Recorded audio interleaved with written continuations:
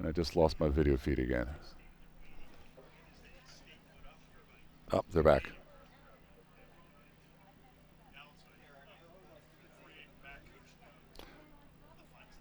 Looks like lanes 3 and 5 are in the lead, but it's still a tight race between 3, 4, 5, and 6.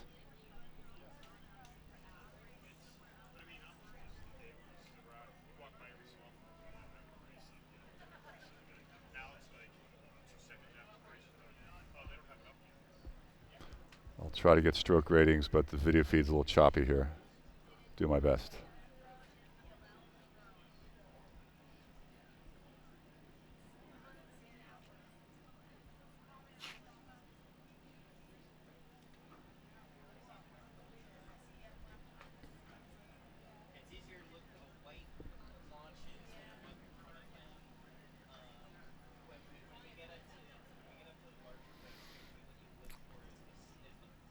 Lanes 3 and 5 have established a bit of a lead on the other crews. Slightly open water.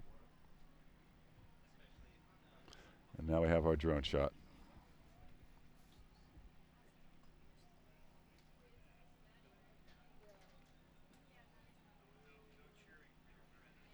Okay, lane 3 is clearly in the lead now. That would be Elise Carmen from Pacific if this is semifinal 2. She's now got about a length lead on lane 5. Olivia Tordella from SA. She looks to be at about a 32 strokes a minute, if not 33. Moving along nicely. Yep, 33.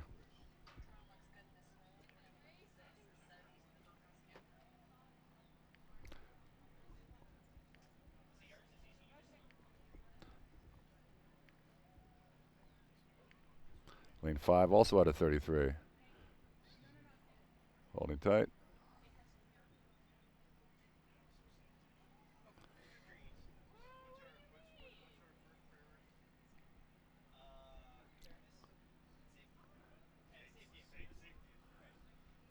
And as this is after the 1,000, so lane 3 from Pacific seems to have established her lead in the semi quite comfortably.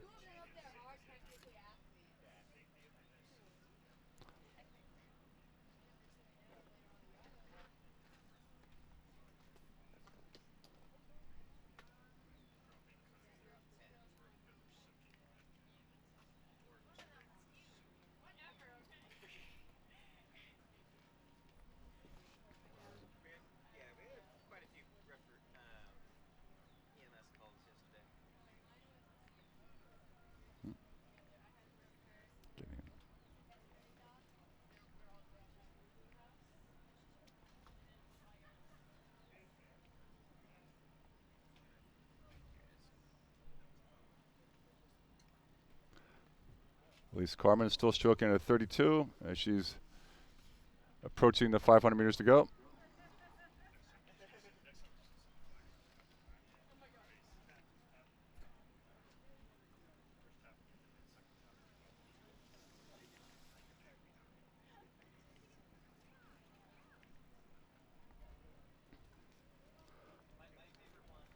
Olivia Tordella has brought it down to a 30. She's secure in her second spot here. So she's just cruising in, looking good.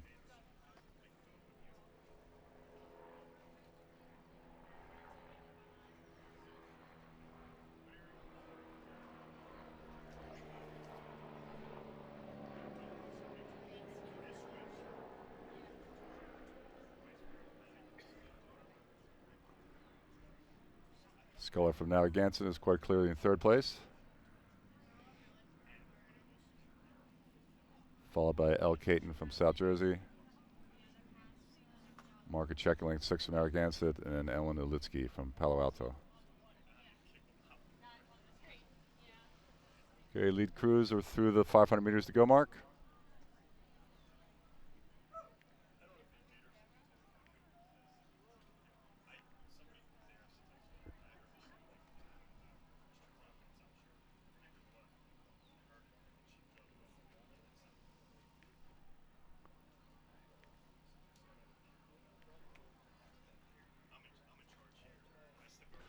So Carmen's still at a 33 now, bringing in strong.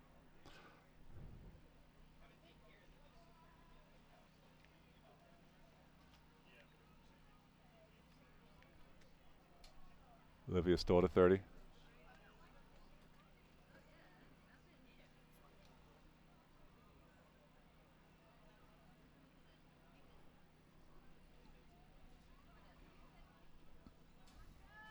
Come on, moms and dads, it's time to start cheering.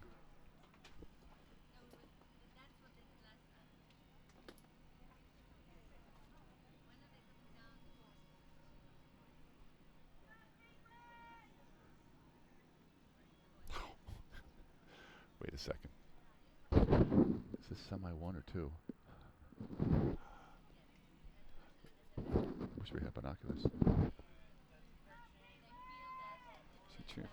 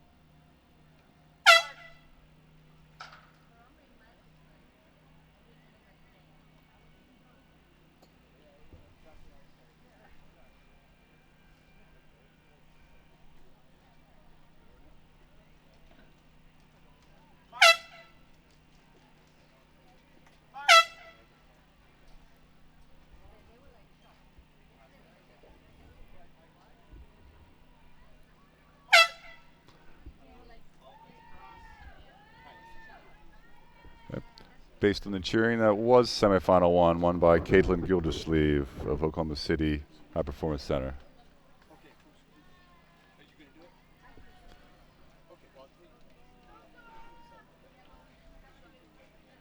With Irene Ulitsky in second, apparently. Though from my perch, I cannot actually see who crosses the line.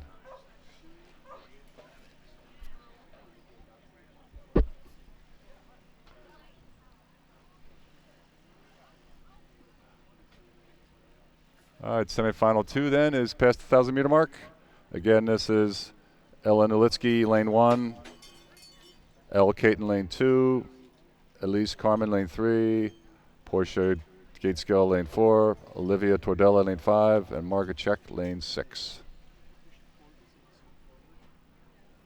Waiting for the drone shot to see who's where.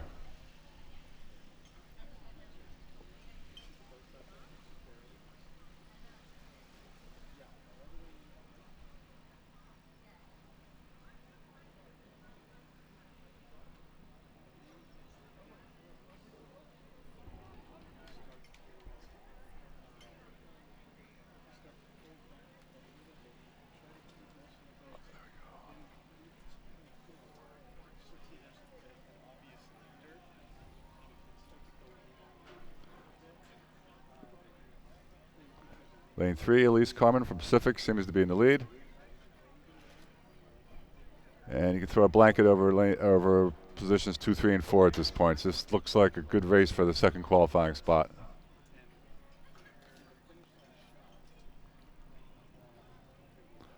Though our drone is still missing in action.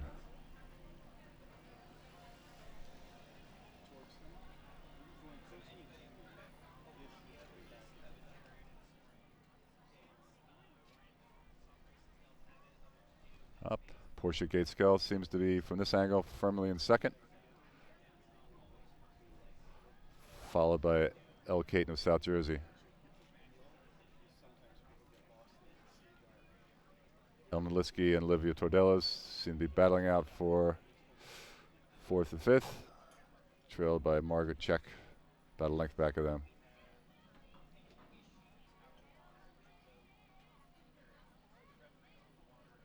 Okay, coming into the last 500.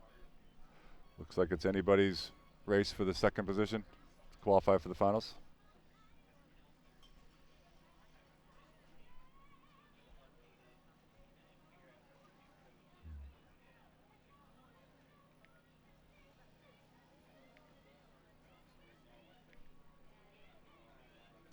Elise looks comfortable at a 30 here, keeping about a 1 length lead over Portia of Narragansett.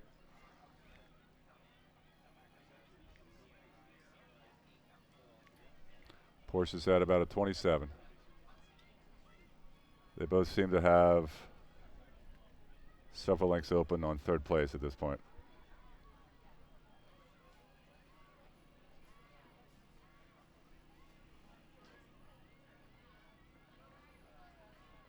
Beautiful conditions on the course here. Very fair racing. It's good to see.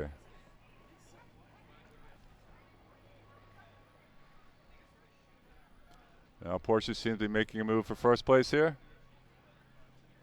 Giving Elise a run for her money here in the closing 250 meters.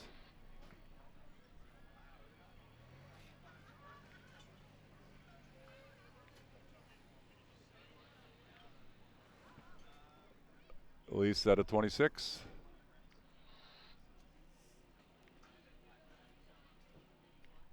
Portia's at a 28.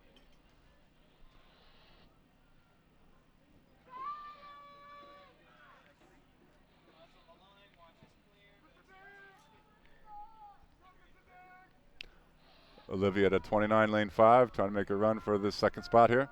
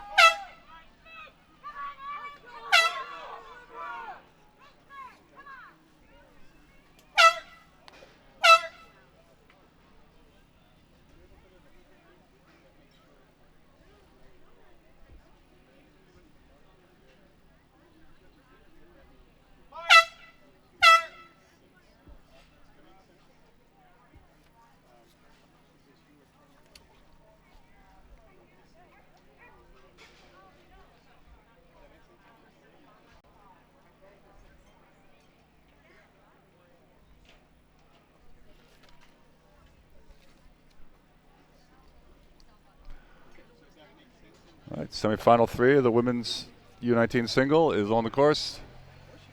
They've just crossed the 1,000-meter mark. Lane 1, Josie Coleman from Oak Neck. Lane 2, Rose Kelly, Litchfield Hills. Lane 3, Mary Claire Graham from DWRA Detroit. Lane 4, Jane Reynolds from Row America Rye. Lane 5, Catherine Kuznitsky from also Detroit. And lane 6, Clara Herney Wayland Westing in lane 6.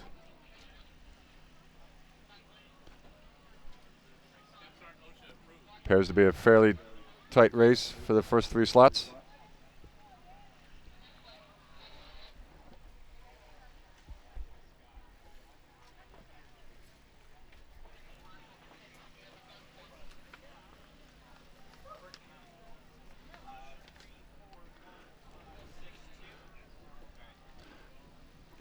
Seems I'm joined in the broadcast booth by Paul Horvat, my esteemed para partner for the 1976 World Championships in the straight pair. Happy to be here. He's happy to be here, as am I. It's a great day to be alive.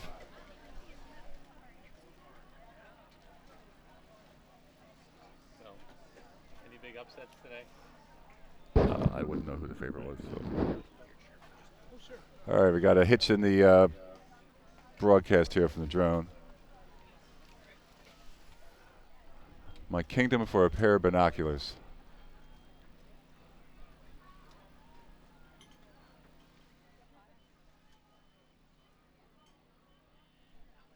Oh, here we go. Appears to be lane 4. Jane Reynolds has a 1-length lead over Mary Claire Graham.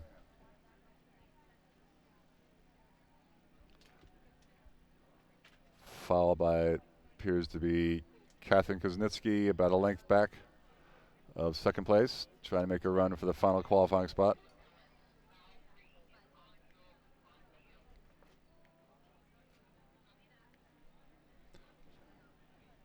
Jane's at a 31, playing with the buoys on her starboard side, but she's just corrected.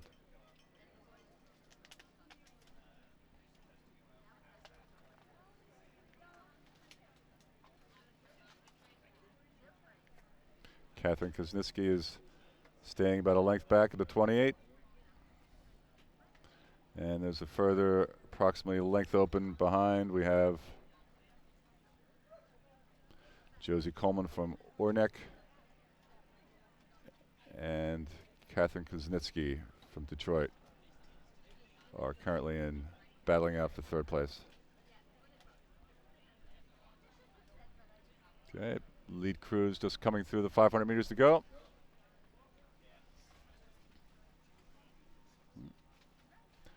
Catherine seems to have pulled herself clearly into third place.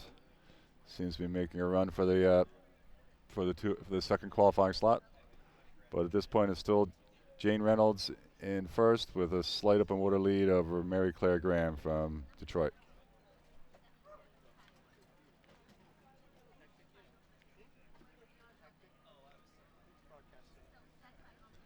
Jane is at 32. Looking long and strong.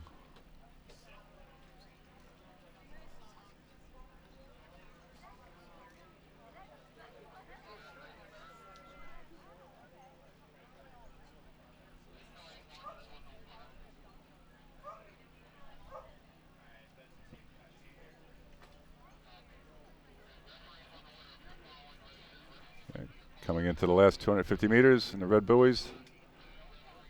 So Jane Reynolds in the lead, followed by Mary Graham, and Catherine Kuznitsky seems to have pulled up slightly. Does she have enough time to reel in the second place? We shall see.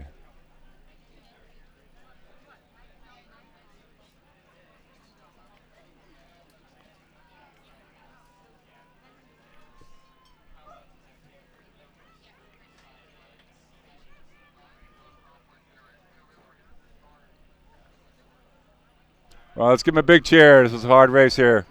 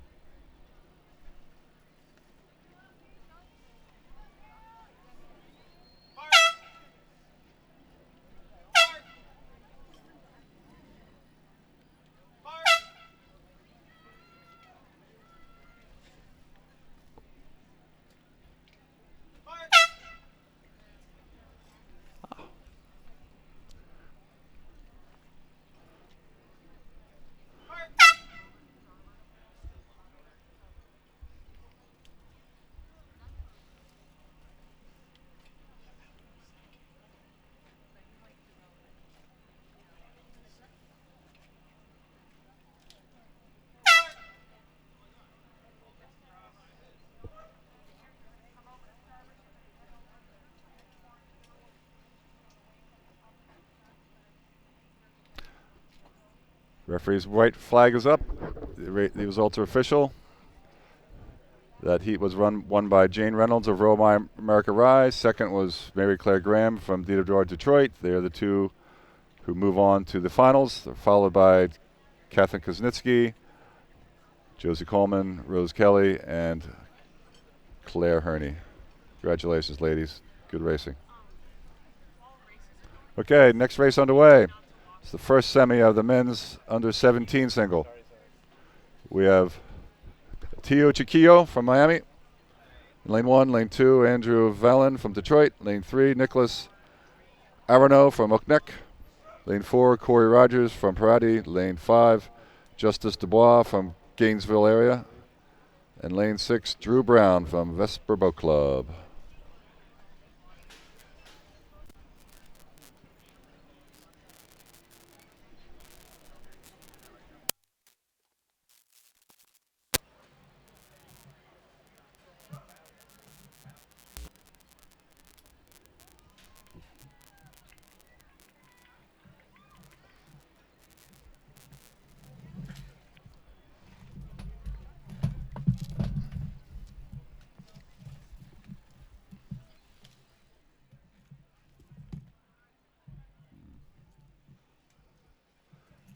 Okay, Nicholas Orono in lane 3 seems to have established the lead here.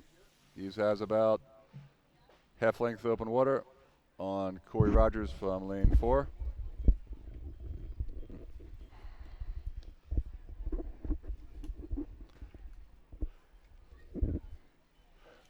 As I'm joined in the broadcast booth by Willie Black, head of coaching education at USRowing. Is that right, Willie? Is that your title? I'm the manager. The manager of coaches education. So if you have any questions about where the next level 1, level 2 classes are being held, see him. So this is the semi 1 of 3 semis, so top 2 into the final. Looks like we have our top 2 pretty well sorted here. So just a reminder, white flag is up. That doesn't mean it's official yet. That's just the preliminary stuff. There's no protests on the water, but we still have to go through boat weights and everything else. Okay, check.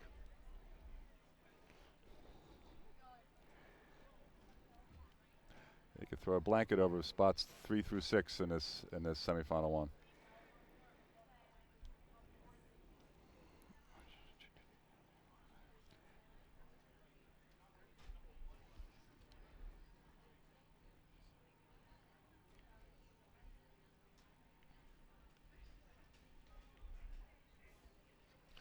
Corey in lane 2 is sculling along at a 28. He's about 1.5 lengths open behind.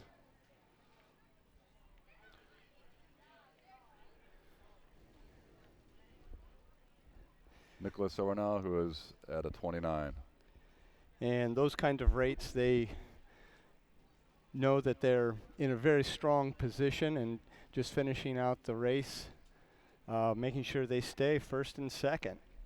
They just need to stay ahead of third place here, but they certainly don't need to race it to the line. So save their energy for the finals.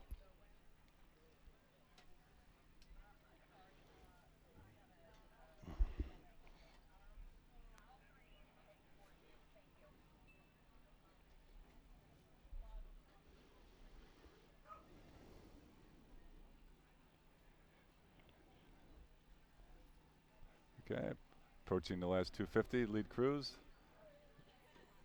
First and second are unchanged.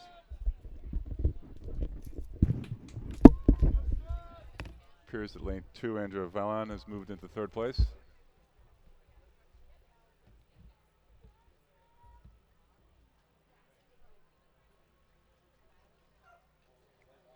Followed by Tio Chiquillo from Miami. 5th and 6th are Justice and Drew Brown.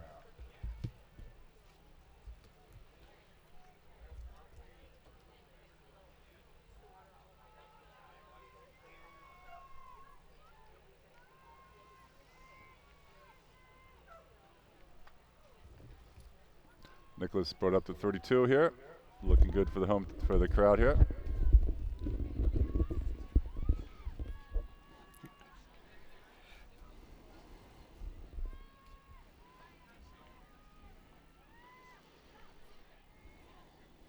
Corey seems content just to stay ahead of third place at a 28.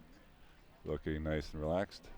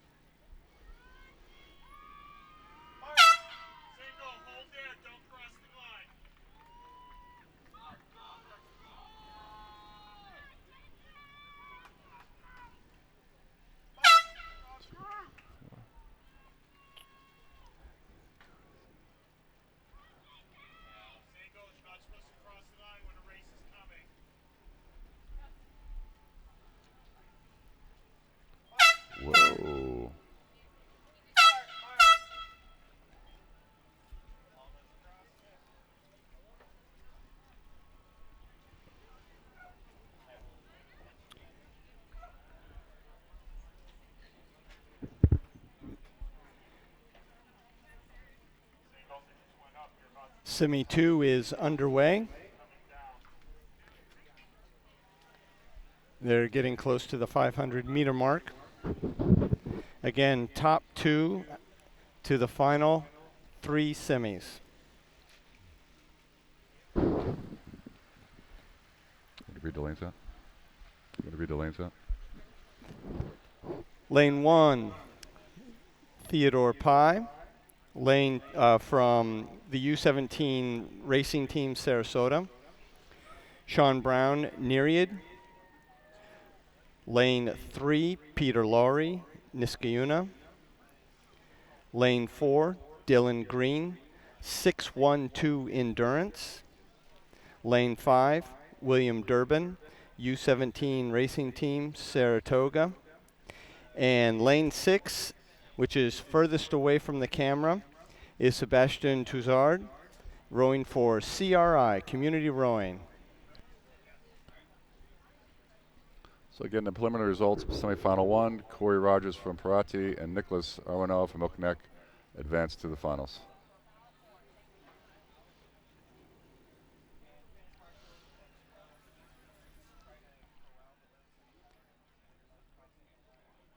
Looks like lane 4, Dylan Green is nope, sorry.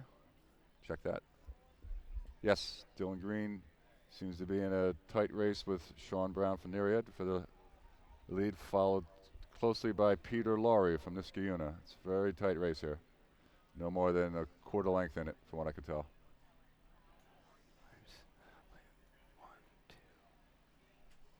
One, two, three.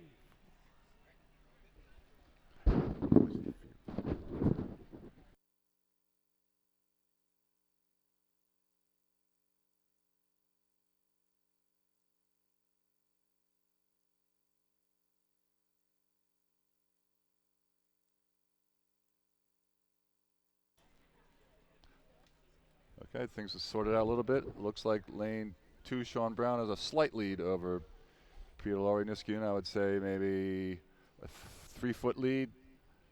3 feet behind him is Dylan Green from 612 Endurance. So it's still anyone's race here, folks.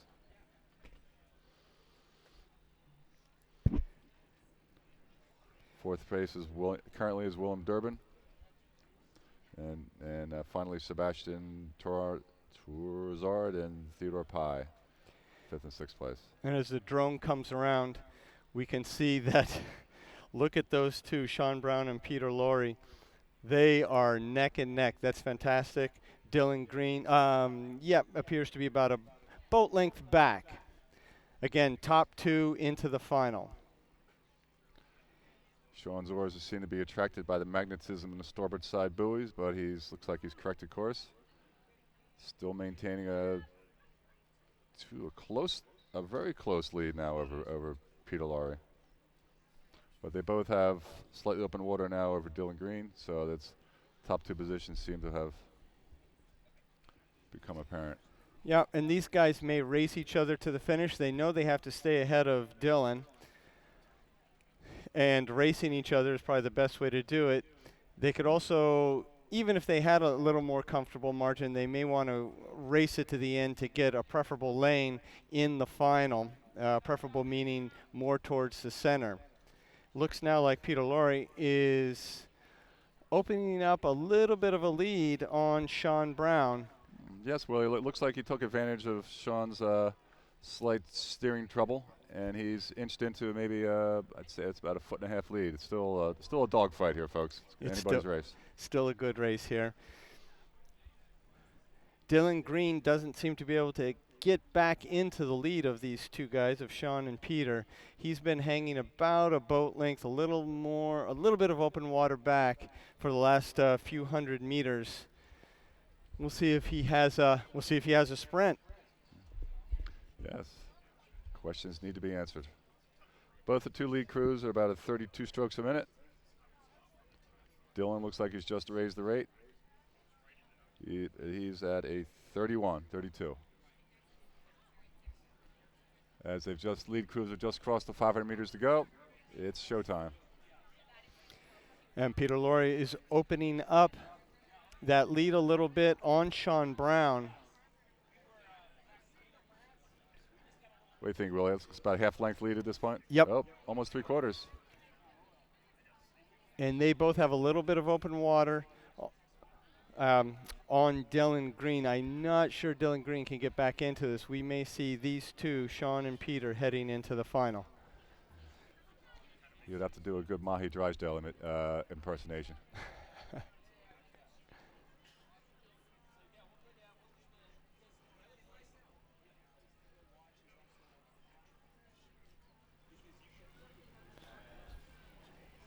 Here they are with about 300 meters to go.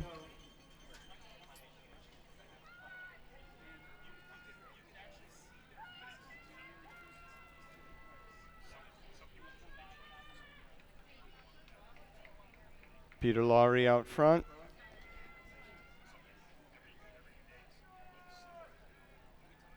Sean Brown's not in the picture at the moment, but we can see him here now, so who needs the video?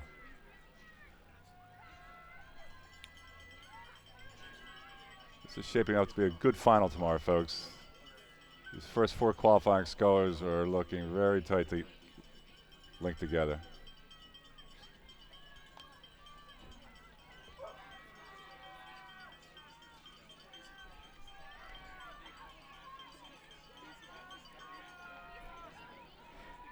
Sean Brown just staying ahead of Dylan Green. That's what he needs to do, and he seems to be doing it, taking the rate up to a little bit just to make sure he does.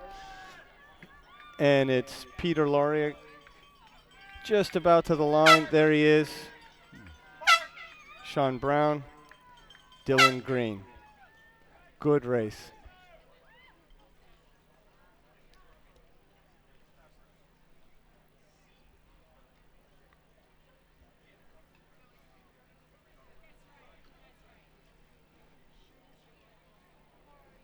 It's William Durbin, Theodore Pye, and Sebastian Tuzard. All right, so Peter Lowry and Sean Brown advanced to tomorrow's finals. And congratulations to all the competitors. That was a strong race.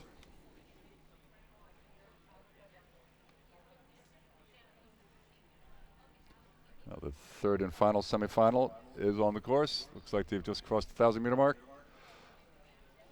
Again, men's under 17 single. Lane 1, we have Antonio James Butler from Litchfield Hills. Lane 2, Malachi Leon, U17 Ashland. Lane 3, Lucian Gateskull from Narragansett. Lane 4, Joshua Kropp from Nereid. Lane 5, Samuel Napoliello, U17 Sarasota. And lane 6, Daniel Klarbach from Utah. Didn't know they had enough water to row on in Utah. Did you, Willie? You betcha they do. Yeah. There's rowing in every state except New Mexico. Except where? New Mexico. New Mexico. Well, we need you guys in the USRowing need to do something about that. Yeah. Make a lake. There's 2 teams in Alaska even. Well, sure. I saw they're advertising for a head coach for Anchorage rowing team on Row 2K just last month. Yep. It's a short season, but a lot of sun. Long Yeah. days. Yeah, you don't want to flip your single too much up there. No. So we got, it looks like lane 3. Lucian Gateskull. He's got a fairly comfortable lead, just a little bit of open water over, looks like, lane 2, Malachi Leon. And Malachi has about a boat length over Joshua Kropp. Oh, sorry, about a boat length of open water over Joshua Kropp. Well, let's look at the drone. Isn't there another crew in lane, or maybe I'm just imagining.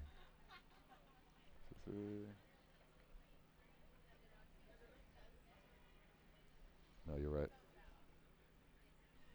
No, the drone's not really showing lane 5 and 6. But these are seem to be clearly the 3 leaders. Evenly split about a length of open between each of them. Let's get some ratings.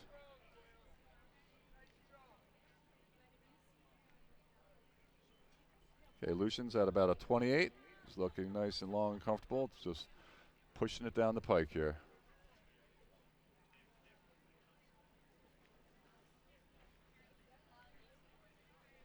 Malachi's at a 28 as well. He's looking comfortable. And then we have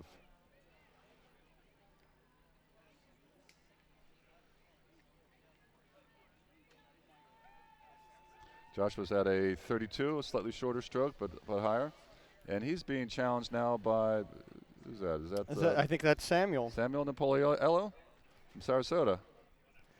And He's maybe a quarter length behind Joshua. And now we're looking at Antonio James Butler from Litchfield Hills. So we look up the course at our leaders. I'm getting dizzy looking at this drone shot. How about you?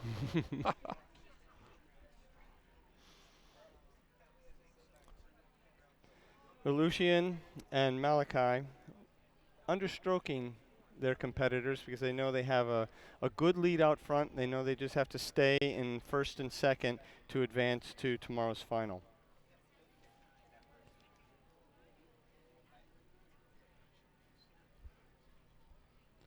Yeah, it seems to have spread out a little bit. I'm guessing maybe there's 2 lengths open between Lucia and Malachi at the moment. I think so. And maybe about the same between Malachi and Joshua. I would agree.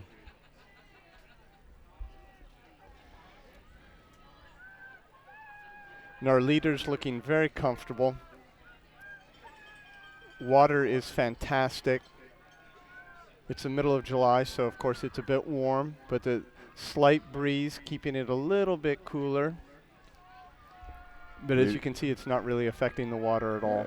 Lucian just jacked it up to 32. Looking good for the grandstands.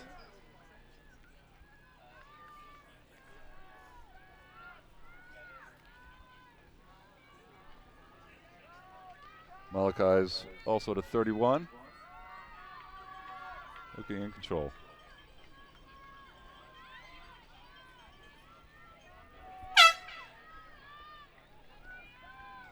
Right. Joshua Kropp approaching the line.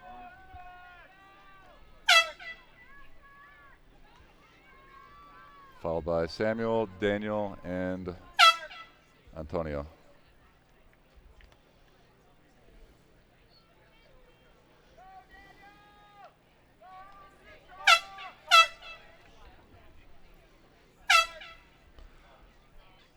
All right, so tomorrow's finals shapes up to be Nicholas Arenal from Oak Neck, Corey Rogers from Parati, Sean Brown from Nereid, Peter Laurie from Niskayuna, Malachi Leon from U17 Ashland, and Lucian Gatskel from Narragansett.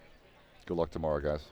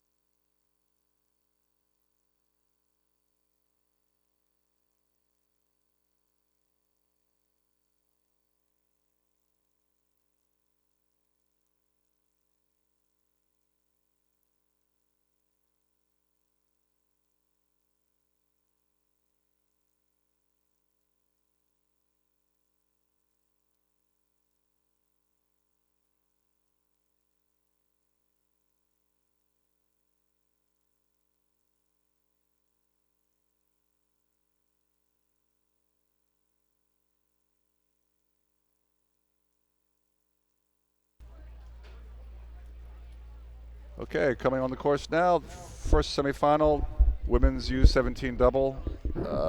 Again, there are 3 semifinals, so the top 2 spots, you get to punch your ticket to the finals tomorrow.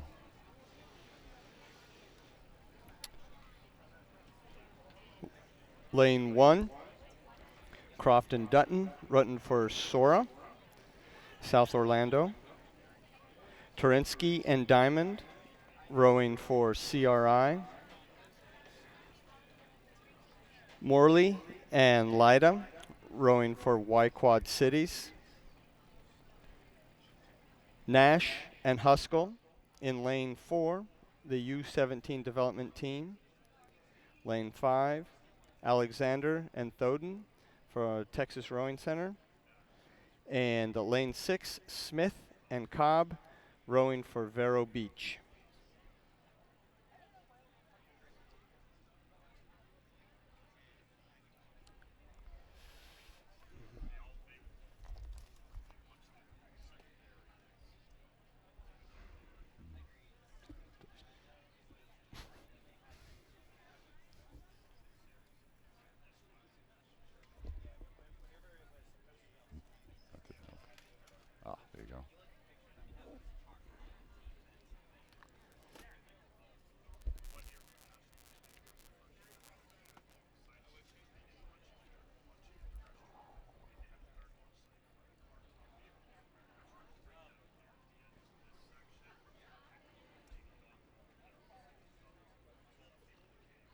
Is that lane 5 in the lead? Trying to figure this out. We're not seeing lane 6, or maybe we're not seeing lane 1.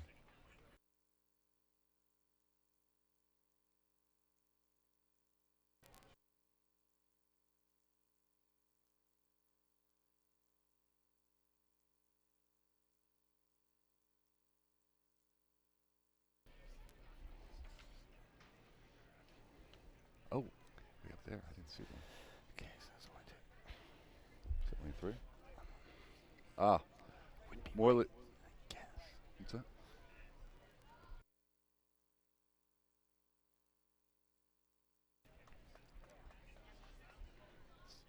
Hard to tell from the drone angle here, but it appears to be Morley and Lyda from Wide Quad Cities in what looks like a commanding lead at this point.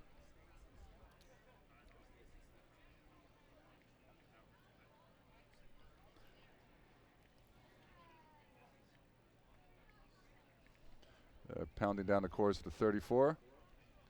Moving it well. Looks like lane, is that 5? Alexander and Thoden from Texas is in second, followed closely by Trinsky and Diamond from CRI. And again, this is 3 semis, so the top 2 will go to the final. And the White Quad Cities out in front, extremely strong program out there if you follow junior rowing.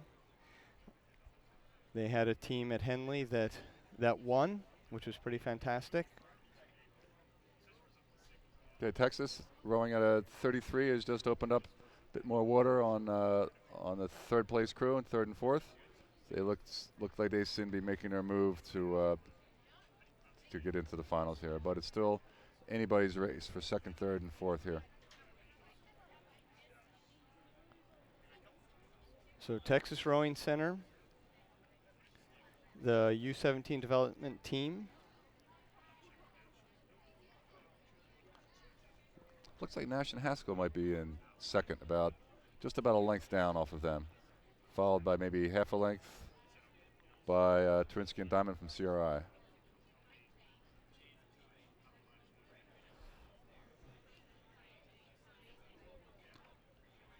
Quad Cities is putting on a great display of sculling here. They're out of the frame of the drone at the moment.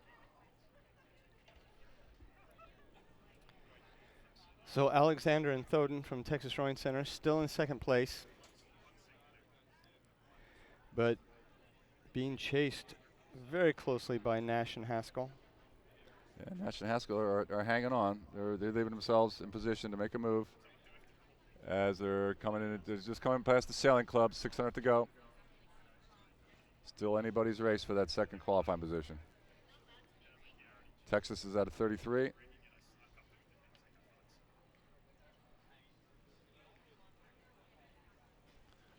And Nash and Haskell at a 30, so they certainly have some headroom. And it looks like they are reeling them in. Now they're only about a half length down on Texas. Texas better respond if they want to punch the ticket here.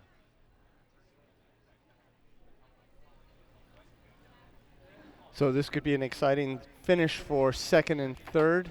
Again, second is what you want to be here. Y Quad is still pounding it down to the 35. They're not letting up at all. You would think this is their only race of the weekend. Well, I'm sure it's not. Coming to last 250. Y Quad's at a 37. 38 strokes a minute.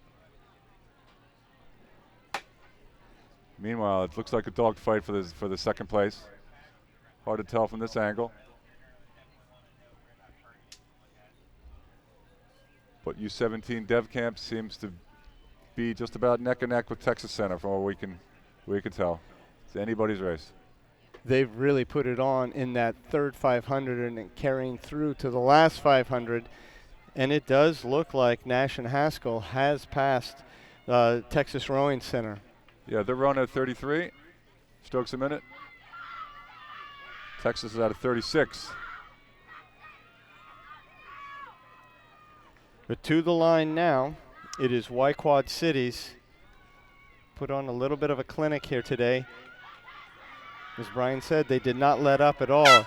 They just carried that race pace all the way down and sprinted, just used this as a great opportunity to lay down a good race plan.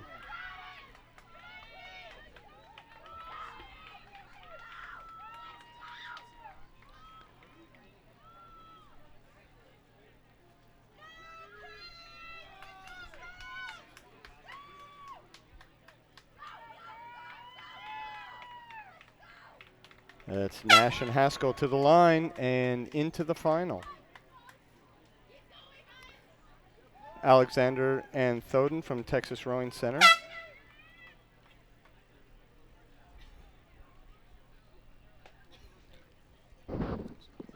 It's like Trinsky Diamond's fourth. Trinsky and Diamond fourth, and Croft and Dutton are crossing line now on their lime green hats. And over lane 6, we have Smith Cobb from Vero Beach.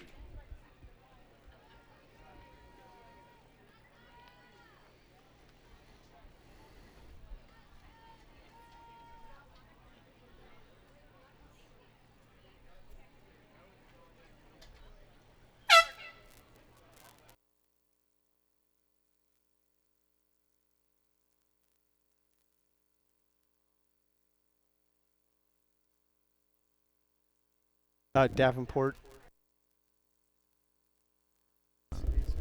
Okay. Yep.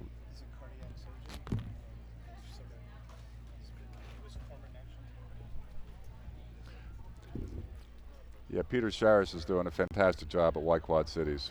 Who knew there was top-notch rowing in Iowa? Well, he certainly brought it there, and he's bringing it to everybody else this regatta. Okay, semifinal 2 of the women's U17 double is on the course. Looks like they've just crossed 1,000 meters. Lane 1 is Ji Chang and Hulsewe, I'm sure I butchered them, from Parati. Gromick and Benedict from Potomac, lane 2. Mead and Bino from Oklahoma City. Burbine and Ensley from SA. Harris Bianco from Sarasota. And Score and Delohary from GMS.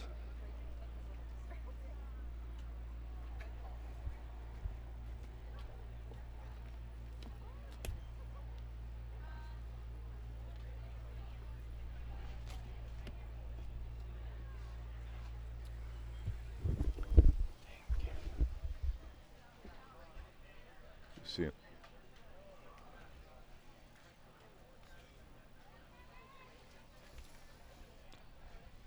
Okay, where's our drone?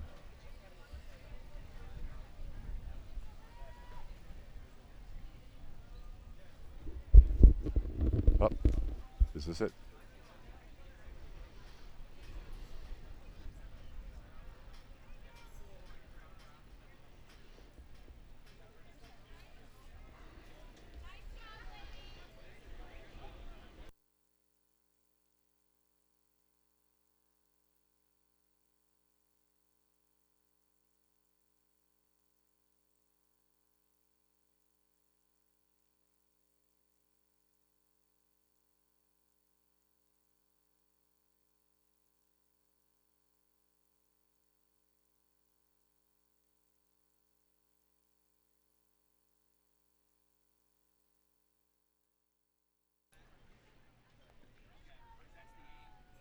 Here we go. So looks like lane 3, Oklahoma City, has a fairly significant lead in a blue boat. But second place is in contention with Potomac and St. Andrews.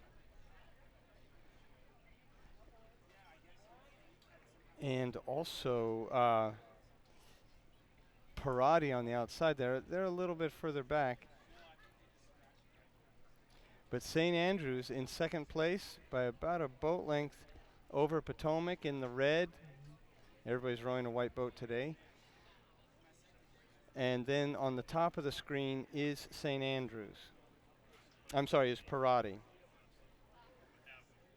So Parati on the top of the screen, Potomac and St. Andrews on the bottom. in second place right now, but that could be a real fight between Potomac if Potomac is able to get back up into them a little bit.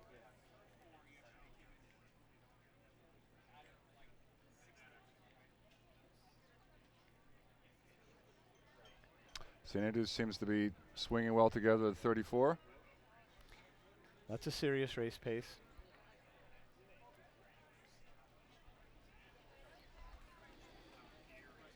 And Potomac's at a 32, looking comfortable.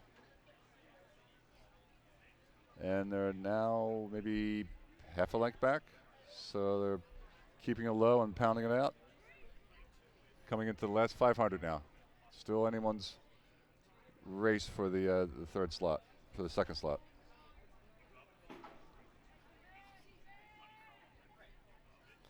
And there's Sarasota and GMS. GMS in the blue boat just passing under the drone right now.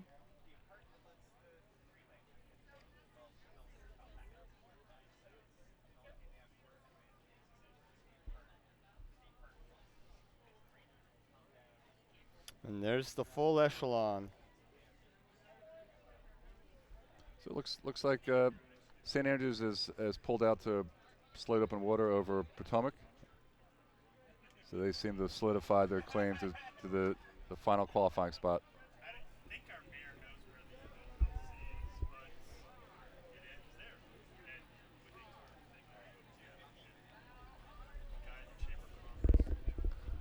Oklahoma's cruising into the 30, looking very controlled the last 250.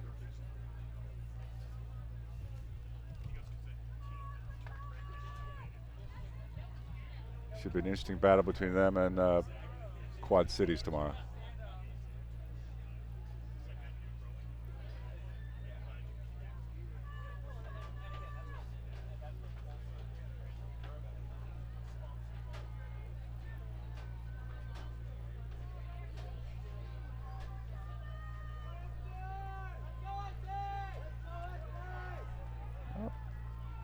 Potomac looks like they're challenging. St. Andrews is still the dogfight from what I can tell.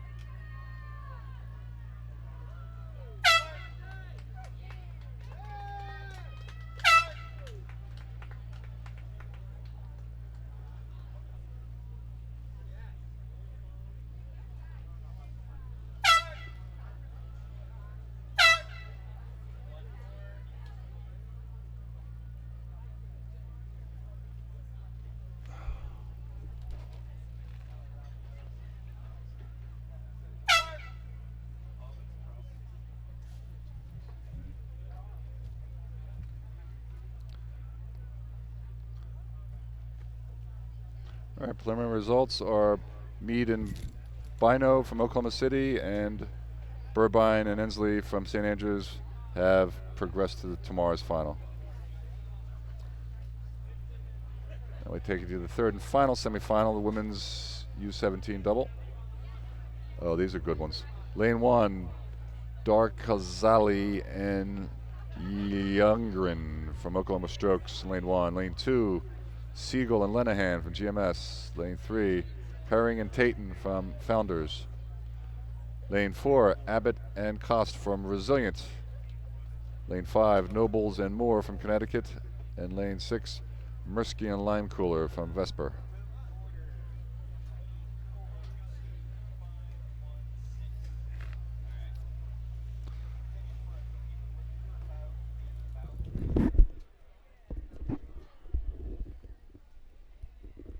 Lime Cooler, I believe, is a third generation Vesper rower.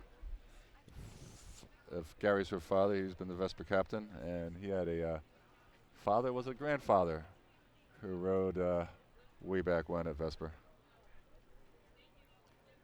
And out front now is Founders, Herring and Tayton, followed by Siegel and Linehan from GMS. Did I get that right? Yep.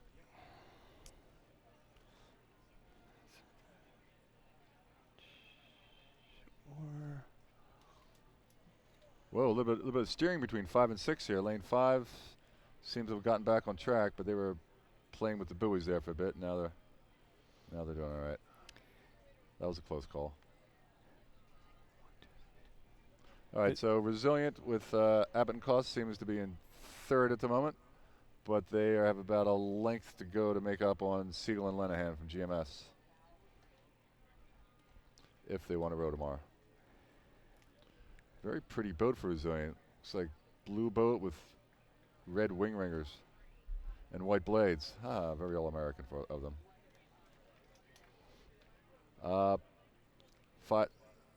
4 and 5 are very close behind Resilient. I'd say lane 6, probably 4th, Vesper. Followed maybe 2 feet behind by Connecticut. And then Oakland Strokes is in 6th. With the 2 leaders, Founders and GMS seem to have clear water behind them. And as they continue as they are now, may not be too challenged to get into the final. Certainly, Resilient is going to try to get back up in there, but they are about a boat length of open water behind. Well, GMS is going after Founders. They're at 37 strokes a minute to Founders 33. They're doing their best in the 3,500 here to try to cut down the gap and make a move and put themselves in position to move for the final. Resilient. Certainly being challenged now by Connecticut. Looks like Connecticut has just rode through Resilient. And Vesper's moving up also. Connecticut still a little bit ahead of Vesper by about a half a boat.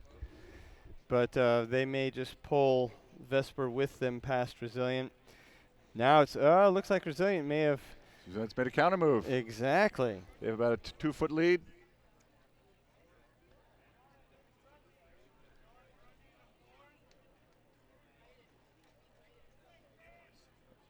Maybe stretching it out to a 1/3 of a length, but still significantly behind GMS. So they are rowing for bragging rights. I mean, you never give up. You think you can always get into that final, and I'm sure that's what they're thinking. But they are certainly being pushed by Connecticut, which is probably helping them a bit. And Vesper is certainly pushing Connecticut. Connecticut and Resilient just sort of going back and forth, back and forth. And who knows, that between those two, made a move, yeah, they may be gaining a little bit on the leaders. They're running out of real estate a little bit to catch them, but they are certainly pushing hard. Yeah, Connecticut seems to have made a good power 20 right at the Canoe Club, and they seem to be clearly in 3rd place and maybe less than a length open behind 2nd. So let's wait and see, folks. Connecticut's at a 30. So the trailing boats are moving, but are they moving fast enough? GMS is holding at a 35. They've been high all race.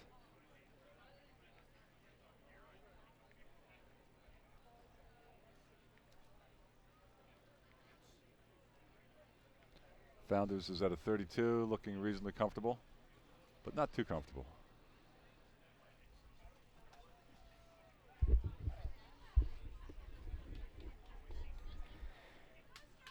Herring and Tatum opening up even more of a lead over GMS.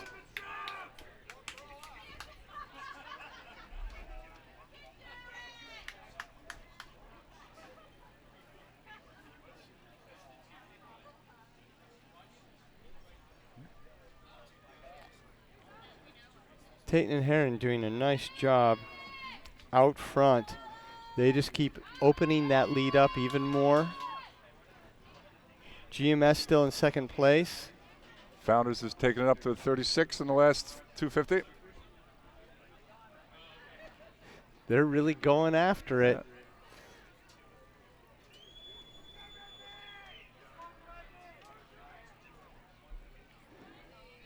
as we've seen with these U17 doubles, they don't take it for granted. They just lay it down and keep going.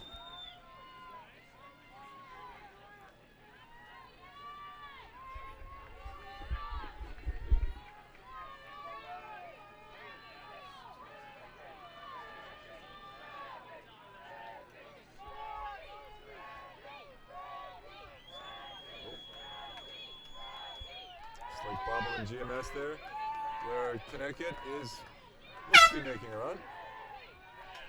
All right, Founders across the line.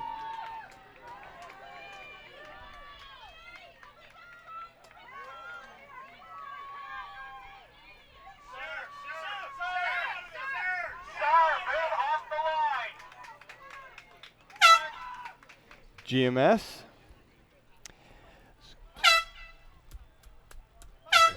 Oh, Resilient.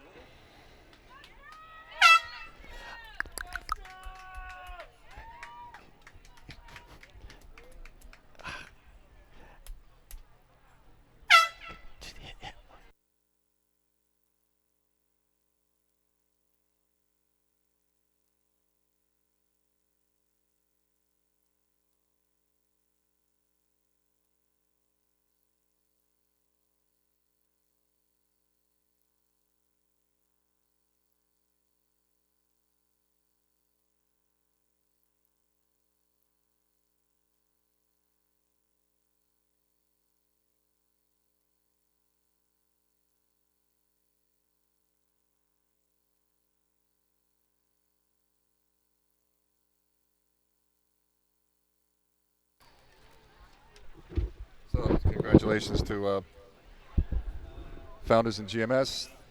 They'll be racing tomorrow in the finals, along with Oklahoma, St. Andrews, Y Quad, and U17 Dev Camp.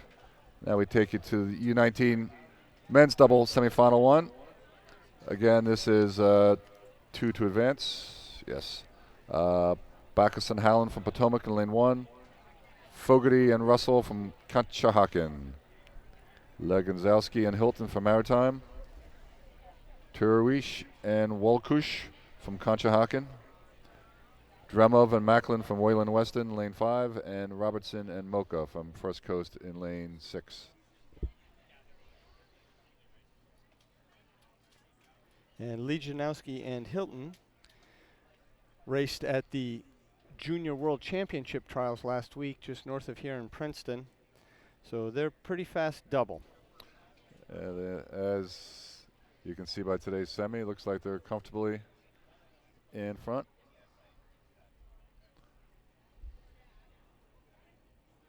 Followed by Conshohocken in lane 4. I'm not going to try to butcher their names again. And those two have open water on the rest of the field. About it. Looks like Boat of Potomac. open. Yeah. A little bit open over Potomac. And the other Conshohocken crew is in 4th at this point. But those two over on the side, Potomac and Conshohocken, they are next to each other in racing, and who knows, maybe they'll pull themselves up with the other Conshohocken boat. Working side by side, sometimes you get a little extra motivation. The time is running out. Into the last 500 right here. And First Coast down at the bottom of the screen. Wayland Weston just being passed over. Leaders out in front, Maritime. Second place, the Conshohocken entry. Third is the Fogarty Russell Conshohocken entry. Fourth is Potomac.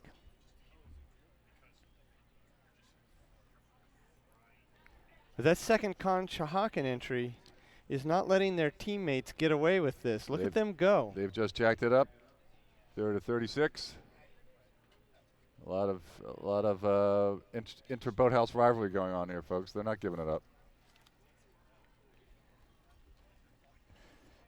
And Potomac's going with them. They're a little bit behind, but Potomac's going with them.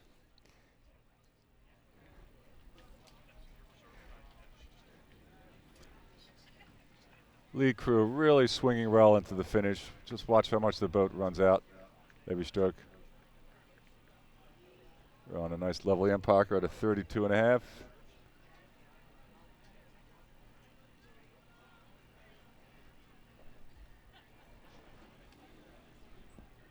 And looks like it's Conshohocken 2 and 3 coming in. But Potomac is hot on their heels. Maritime across the line.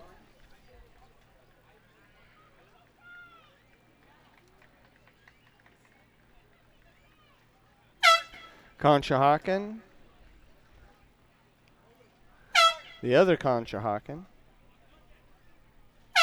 Potomac. Wayland Weston. And First Coast coming into view here. Okay.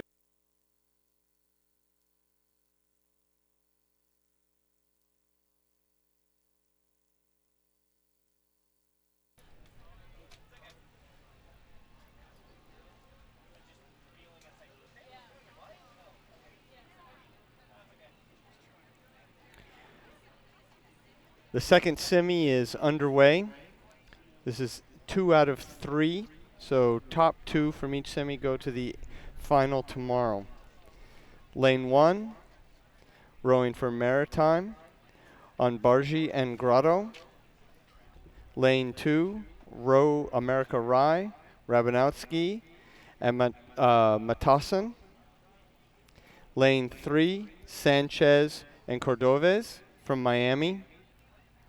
Lane 4, Patterson and Ballet from St. Andrew's School. That's outside of Atlanta. Tarlow and Kulik rowing for Nereid. In lane 5, Molsbergen and Wordle in lane 6 rowing for Conshohocken.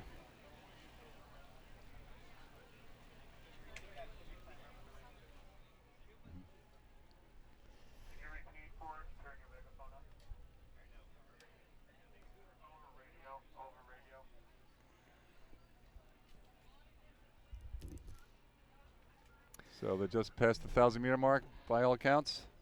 And who's in lane 3? Looks like Lane they've 3, got that is Miami. Sanchez and Cordoves with open water on the rest of the field. But look at the rest of the field. 4 boats across for 1 place to advance. Wow, this is the tightest race we've seen today. Yeah, I think lane 5 might have an edge over lane 4, but not by much. This is great. So it is Nereid with just a little bit over St. Andrew's School.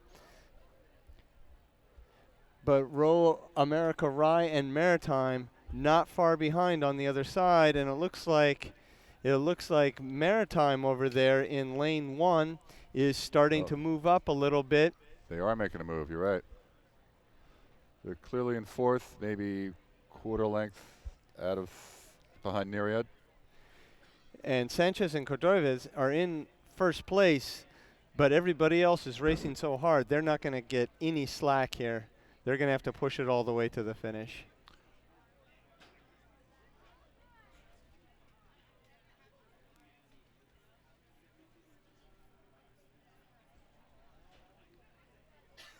Get some ratings.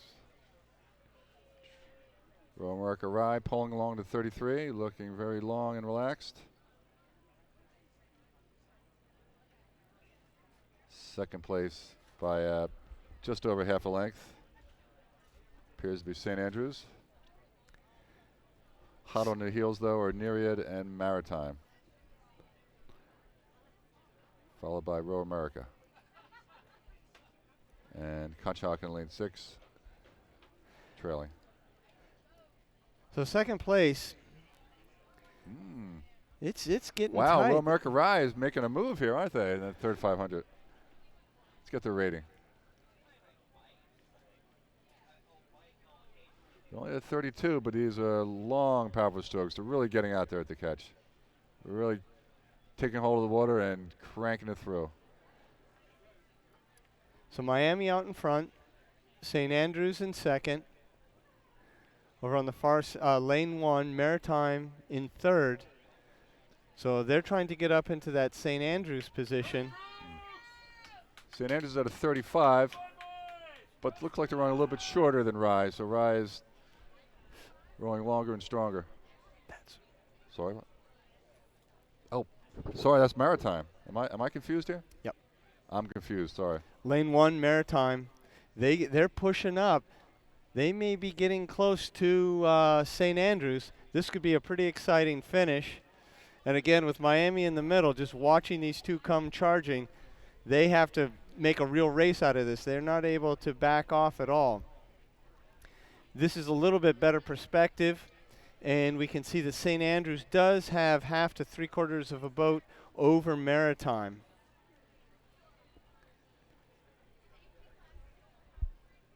So with about 300 meters to go, Maritime's going to have to throw it into overdrive, if they have overdrive, to get up with St. Andrews.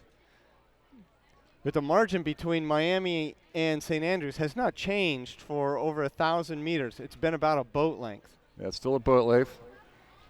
St. Andrews is at a 36. Here we go. It's showtime, last 250. Who wants that second spot?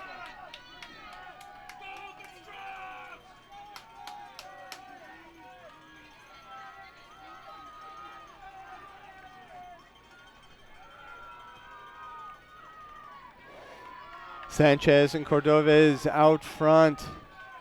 St. Andrews pushing as hard as they can into them, because over here in lane 1, Maritime, they're pushing.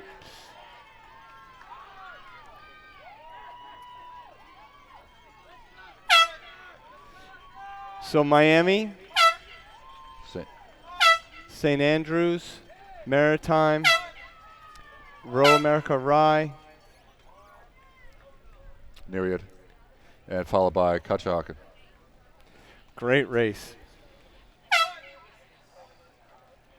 Yep. So Miami and St. Andrews advance to tomorrow's final, joining Maritime and Conshohocken from semifinal 1.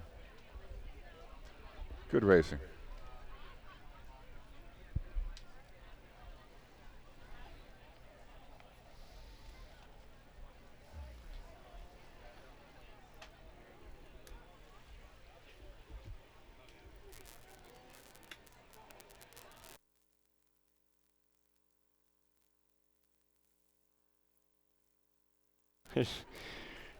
No doubt. Just race after race all afternoon, 7-minute centers. Typically we have 2 races on the course at any given time. We have a lot of referees out there, a lot of support making all this happen. Camden County Boathouse, a great place. A lot of teams row out of there. Jamie Stack and his crew keeping this regatta fueled, both with food and gasoline, and just doing everything they can to make this a great regatta, and so far so good.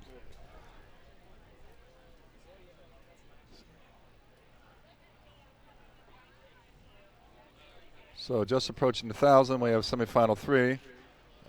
Lane 1 at Hubbard and Louser from East End. Segrera and Worth from U1, U18B. Lane 3 is Mason and Gallagher of Oklahoma City. Lane 4 is Fay and Kiselev from Narragansett. Lane 5 is Matajak and Junkerman from Greenwich. Lane 6, Sanzone and Wapel from Maritime. At this point, the drone's a little spotty.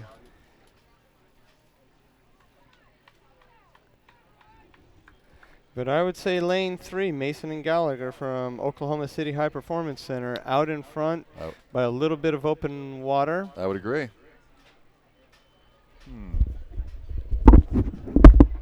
That doesn't look like Camden, Cooper River Park. Oh, we're back. Okay. Is that lane 2? So it looks like East End in lane 1 is in second place.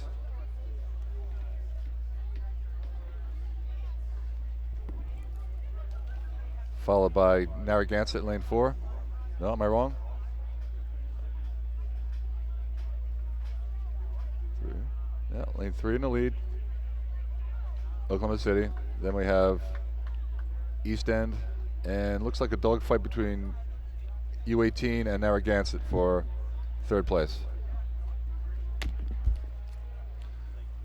Not that I approve of dogfighting by any means.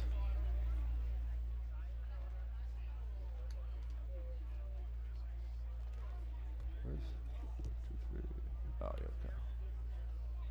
Well, lane 6, we didn't see them before. They're certainly not out of the picture. Maritime, they may be in second. I don't know, Willie, what do you think here?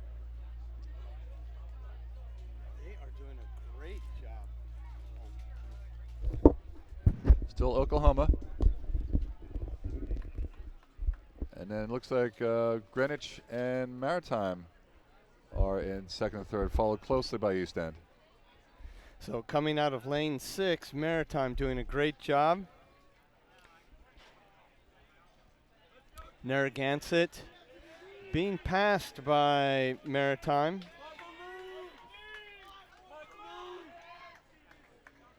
But for now, it's anyone's race for those top 2 spots.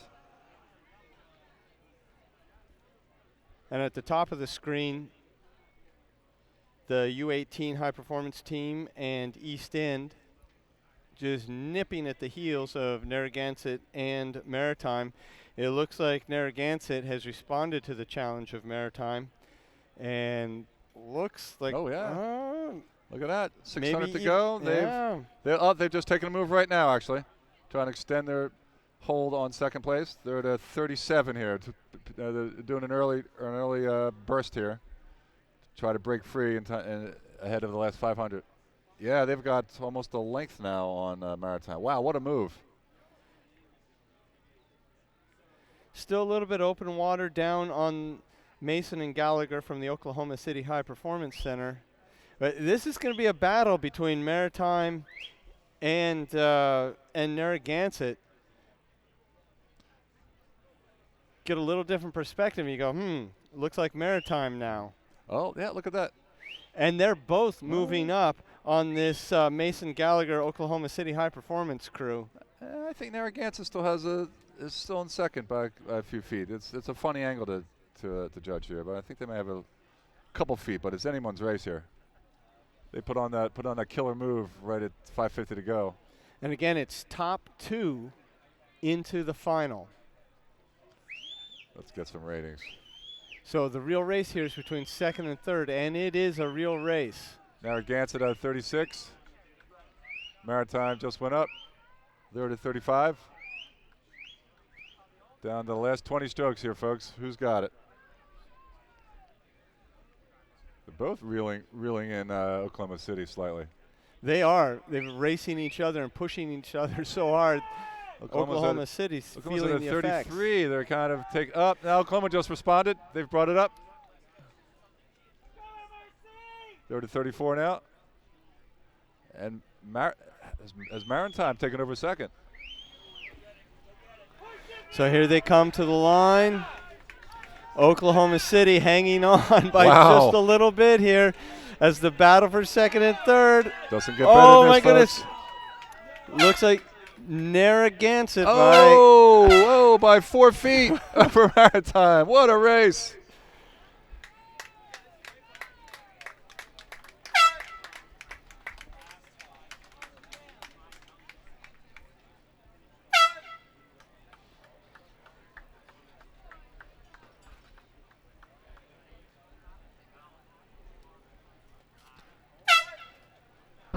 Wow, that was a seesaw battle there, folks. But in the end, Oklahoma City held on for the first, and Narragansett managed to hold off Maritime in a dogfight of a race for the second qualifying spot.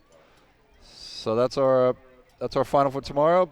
Oklahoma, Narragansett, Miami, St. Andrews, and Maritime and Conshohocken. Congratulations, gentlemen.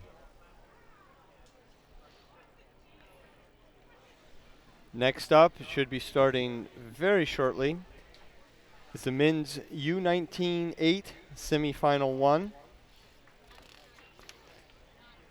And there are 3 semifinals, so top 2 finishers into the final tomorrow. Lane 1, Penn ACB.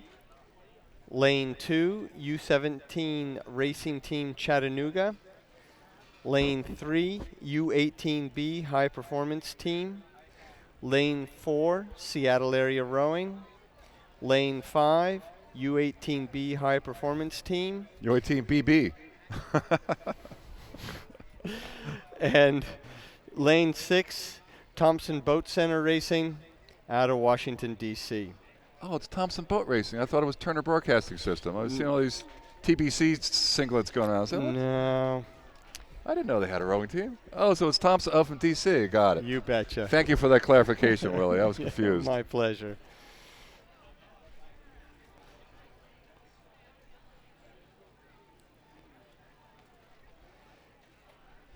So doesn't appear we've had a start yet. I'll bet there was a false start because they're a minute late. What are the We've wind had a little- conditions here, Willie? Do you know? What's that? Is there a headwind today? What do we A got? little bit, but really not anything to speak of. The water is fantastic. You can see a little bit of movement on the water, but nothing to write home about. So It's all good. So we can't use a cross headwind as excuse for the Coxes not to get their eights aligned. No, and you know, the issues we've had today haven't been aligning and that sort of thing. It's been boat breakage. And Really? that's what's caused a handful of restarts. And one race actually had to be postponed, got set aside for a handful of races while the equipment got fixed, oars got delivered or whatever. Oh, I saw that. That was the first semi from the U19 men's single, wasn't it? Yes. Exactly. That was a great race. And again, to those who are watching, then my apologies. I called the races incorrectly because I didn't know that race got pulled aside. But it hasn't been athlete-caused delays to this point anyway. This may be, not sure. There's the Camden County Boathouse on the screen. What a fantastic facility. Whether you want to row out of there or you want to get married there. Yeah, I was at a wedding there a number of years ago. Really? Yeah, Andy Hirsch's wedding. That's fantastic. Yeah, it's It's fabulous. a beautiful facility. Yeah, it's great. Yeah, all you prospective brides, the seat's about 200. As we were setting up cameras and whatnot earlier, we saw 2 or 3 couples coming through getting the tour. Oh, no And kidding. it's the way a lot of boathouses are raising money these days. They build a large, beautiful function space, and you rent it out. So they have full-time staff who are coordinating events.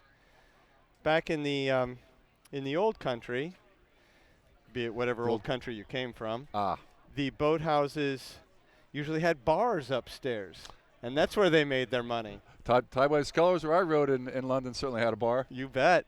The only boat club I know in the United States that has a bar up top is, Vesper Boat Club. a commercial bar. Commercial bar. Oh, a commercial bar where you actually charge money. Absolutely, and anybody can come in. Who and does that? What city? It's outside of Detroit. Starts with a W. Come on. Wyandotte. Wyandotte. Yeah. So you can go to Wyandotte Boat Club and go, watch the game or whatever it may be. And it's so funny. You sit there and you look to the left, and it looks like any bar in America. Yeah. And you look to the right, and it's this big function space above the enormous boathouse that is Wyandotte. Yeah, I remember racing there back in the 70s. They'd start races with a shotgun. It's very entertaining. And if they didn't like you, they'd aim it at you as they were. Okay, anyway, the race is underway. Looks like lane 3, U18B in the lead. Looks like yes. I think so. Yes, lane 3, U18B A crew, I guess. As slight lead over Seattle area, followed hot on the heels by U18B with U17 Chattanooga, 4th, Penn AC 5th, and TBC Racing 6th currently. So again, 2 boats go to the final, and so that's going to be the race over on the right-hand side between Seattle Area Rowing and that U18B high performance team. They are a quarter of a boat length apart. Looks like Seattle just made a move. They're just crossed 1,000. That's usually a common area to take a power 10 or a power 20. And I would say Seattle has maybe 3 seats. Yeah, they're cranking it up now. What are they at? Seattle's at a 37. Oh, this could turn into be a great race because the U18B high performance team, they are right there from this angle, which is a little better angle. Looks like Seattle area is still a little bit ahead, but not by very much. I think they've got almost a half a length at this point. That was a killer 20 they just pulled. So they're right in the middle of the two U18s teams. But you're right. It's hard to tell with these angles constantly shifting. But I'd say they're both about a half length behind the lead U18 crew. Yep. Who was just pulling it along. They're at a 34. So they're relaxed. They're throwing down a serious race though. 34. Only 2 seats in it between Seattle and the other U18 team though. That's anyone's race there for the second spot. And Penn AC, I just see the Bowman's Blade and Penn AC. They may have come up to fourth spot now.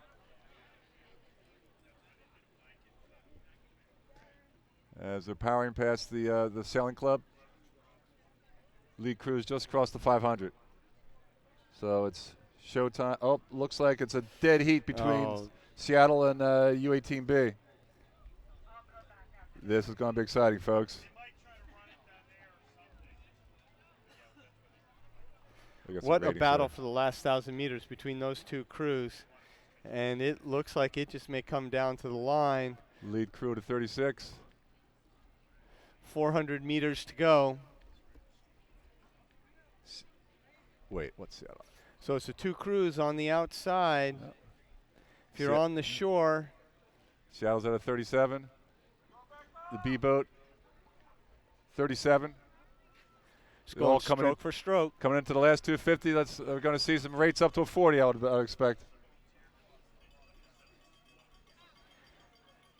So the U18 high performance team in the white, out front by open water, but it looks like their compatriots on the outside in lane 5 have moved past Seattle into second place. Yes, they have. They're to 37. Seattle's not giving up. Seattle's up to 39 and a half.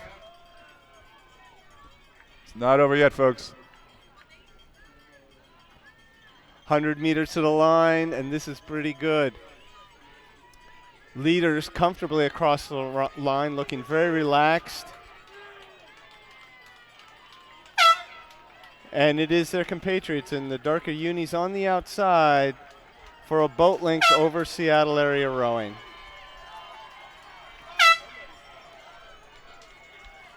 Who's next? And there's U17 and Penn AC battling it out for 4th and 5th. Mm-hmm. And then on the outside, TBC Racing from Washington, D.C., Thompson Boat Center. Wow. Gutsy race by Seattle. They just couldn't hang on the last 500. So the two U18B crews advance from this to tomorrow's final.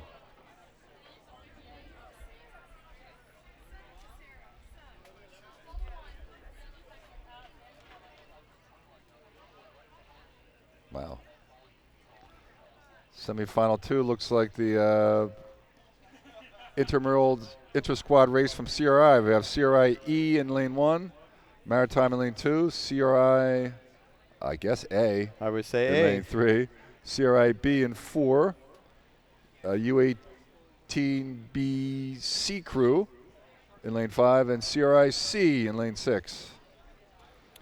If you walk down the beach, you see where CRI has unloaded their boats because it's just a sea of red. A fleet of red Hudsons. Everywhere. I saw them on Wednesday. It's like, who is this crew?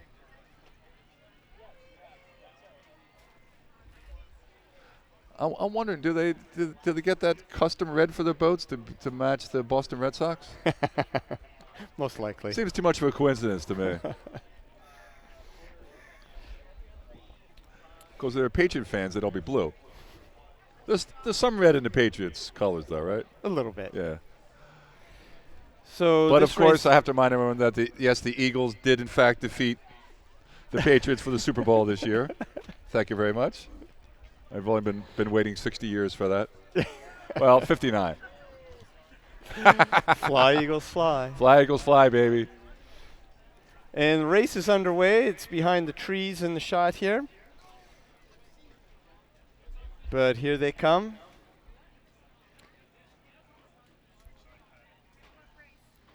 From what I could tell, looks fairly tight. Well, it must be in the second 500. This is the view from the boathouse. Oh, they're still in the first 500. Are they? They'll be getting to the marker in just a little bit. Oh, I see it. Yeah, right by that launch boat, by the orange marker. So the placement in the semis was done by a time trial that they all raced yesterday. So it was not some coincidence or anything that CRI ended up in this semifinal. It's because that was their time.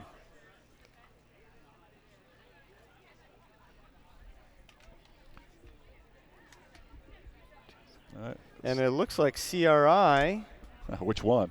I believe that would be A, in lane 3, may have a slight lead over the field. Angle's a little hard to tell. Is that, But early in the race, we've still got is a that lane lot of 6 boats in the lead? together. Is that lane 6 in the lead, you think? No, I don't think they're in the lead. It's fine. Yeah, it's bad angle here. They're all very close, though, They are folks. very close. It's great. Lanes 3 through 6. Like, we can't see lanes 1 and 2.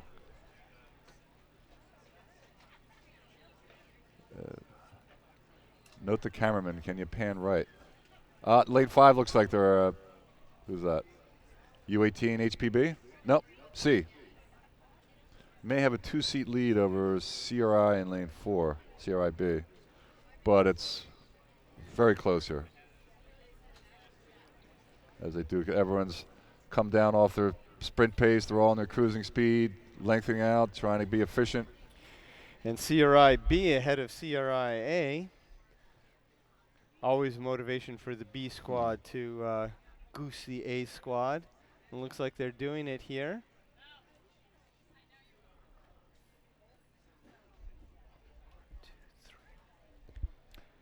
CRI-A out in front of CRI-B, just a little bit ahead of the U18B high performance team. But look at those 3 boats. Wow. Only 2 to the final.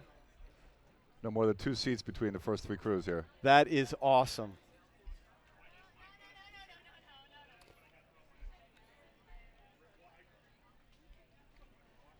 CRI 6, which is just out of the frame to the bottom.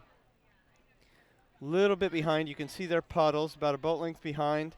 And then Maritime is about a boat length behind these 3. But these 3, dead heat. This is fantastic. All 3 crews rowing out at 37. They're just burning up the course here. Going stroke for stroke, same speed.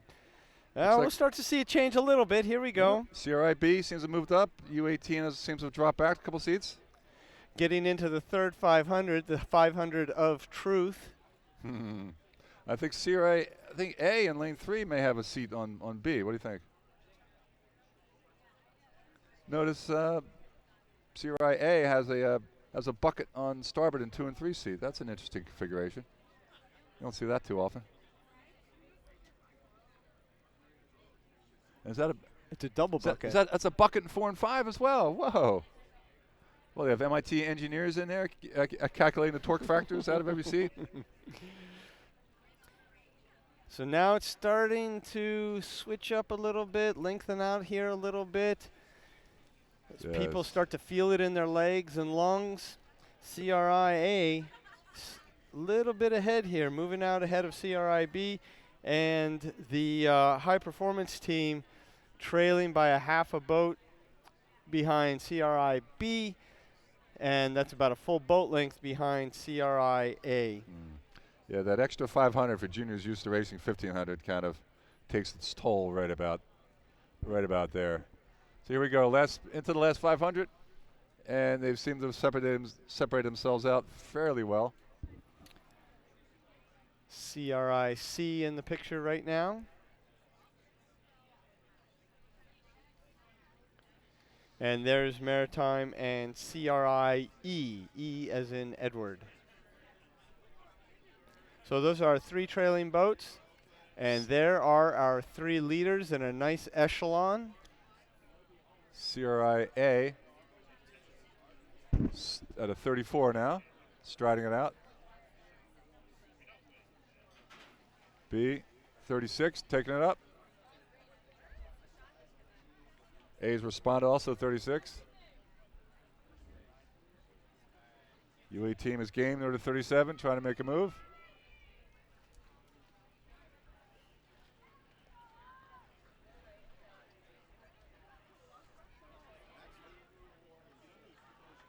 Very nice 8s rowing here, people. Get a double bucket in the lead crew.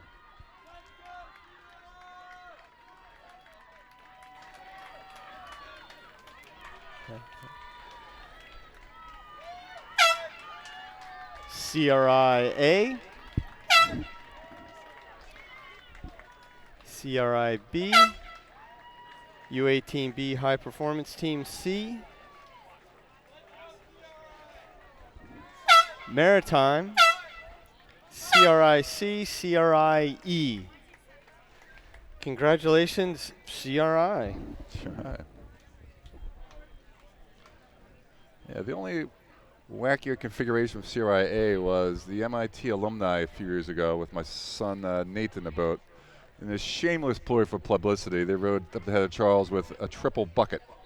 They had stroke on port, 7 and 6 on starboard, 5 and 4 on port, 2 and 3 on starboard, and bow on port.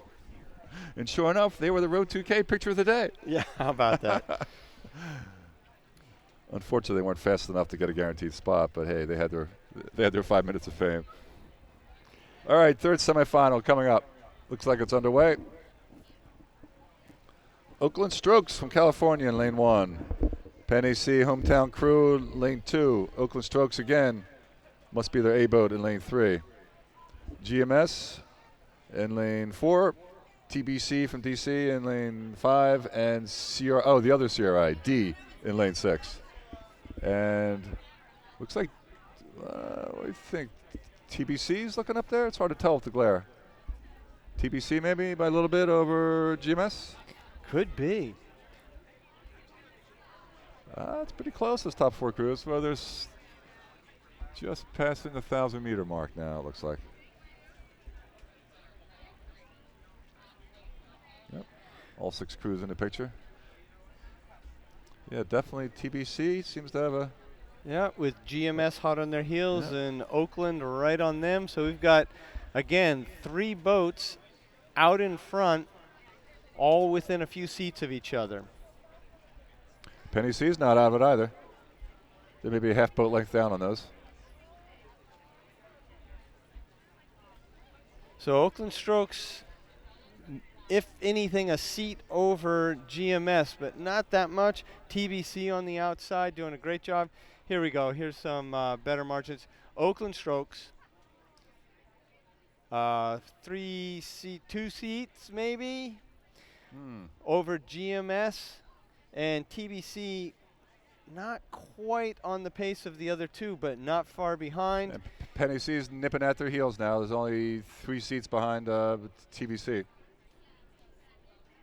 And Penny C's just a length down out of second. So this is still anyone's race with 7:50 to go, it looks like. Okay, who's done the harder training? This is when it comes into play. All those miles and miles of utilization training. Building those capillaries to transport oxygen to your muscles. Sounds like a man who's been through coaching education program. Level 2, actually. Awesome. I just finished one of my level 3 books earlier this week. Nice.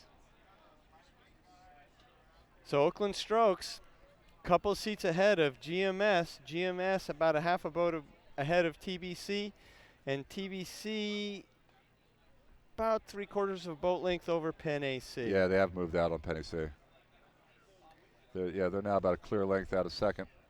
So in the third 500, starting to sort themselves out a little bit. Oakland Strokes, strong program from obviously Oakland, California. They're at a 37. And GMS doing a nice job hanging on there. Yes, TBC starting to fall off a little bit now, not able to hang with all that speed through the third 500. Oakland's also at a 37. Screaming down the course. I can't wait to see what the times are today. TBC at a 36.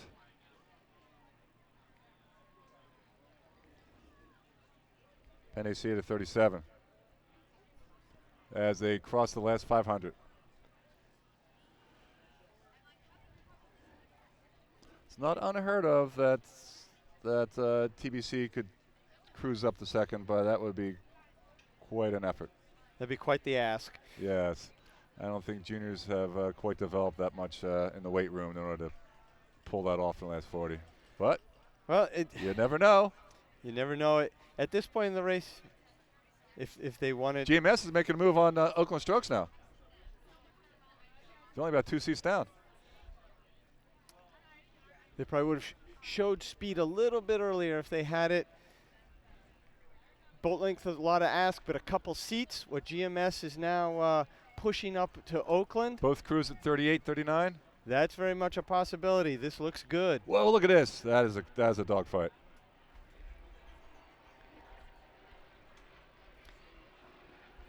So GMS in Oakland. GMS at a 42. Oh my goodness. Go, go, go. Oakland still Oakland with at the 41 and a advantage. half. Oakland still Wow, 2 look at seats this. over, but they know if they don't go, they're going to get eaten up by GMS. 45 Look at this. for Oakland. No, for GMS. Wow.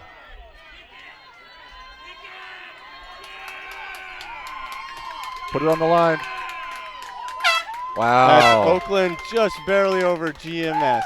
What a race. TBC in third. Penn AC in fourth. Okay. You're not quite on the line. You're not quite on the line. Pan that way. Pan to the left. Pan left. There. A little bit more, actually. CRID There you go. and Oakland Strokes B. Great race between Oakland Strokes and Wow, GMS. what a barn burner. 44 strokes a minute at the end of that race. Makes me tired thinking about Oh, it. man. Did you watch the final of the Grand this year between Romania and Australia? The Romanians rode a 43 the entire race. Yeah, gone, held them off till the mile and an eighth. gone are the days when you go down the course in an 8 at 34, 36. Yeah, they're relegated to the dinosaur age of when I was racing at the lead level.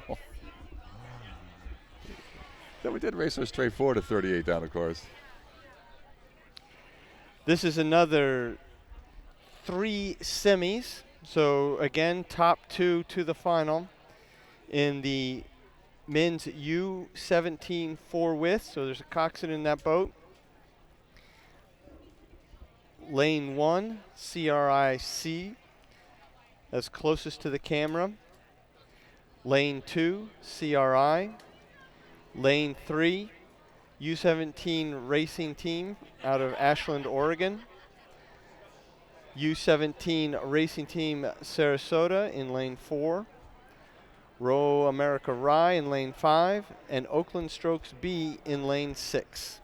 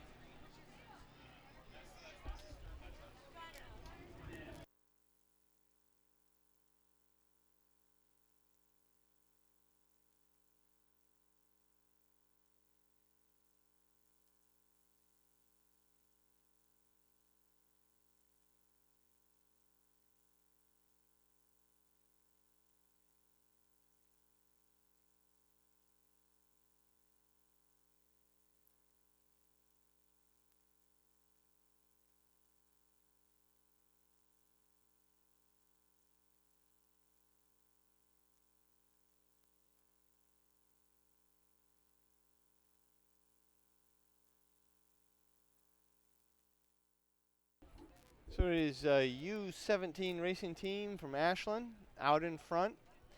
Battle for second place between CRI in lane 2 at the top of the screen and the U17 team out of Sarasota.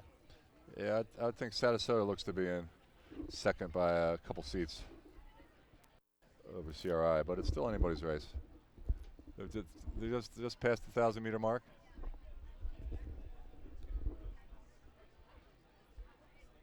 Deep into their cruising speed. Right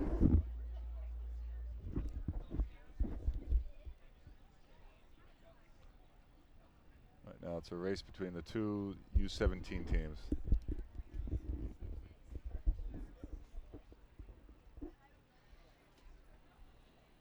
Wait, Royal America, is that CRI, yeah, okay. Who's in fourth? The Royal America Rye. By just a little bit there. Yeah. They're bow and stern of CRI. So CRI, I guess. right up, about a half a length down on the U17 racing team out of Sarasota. So they're not out of this at all. The team from Ashland out in front. But that could turn into a good battle between CRI and the Sarasota U17 racing team. Ashland at a 30.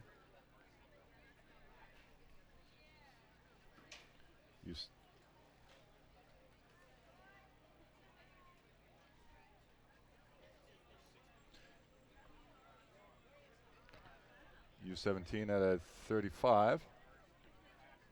CRIA looks like they're trying to make a move here. They're at 34. Still a half length down on Sarasota. Oh wait, no. They're beginning to move on Sarasota here. They're swinging it through. They're making a good strong move here, trying to haul themselves into second.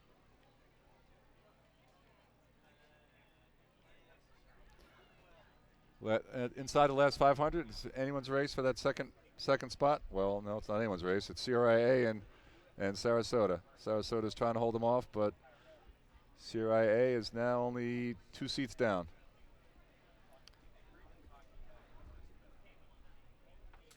Royal America Ryan fourth place. Not quite able to maintain the speed as these top 3 boats. Whoa, CRIA just made a move. They're in second place. Look at that. They're just cranking it up.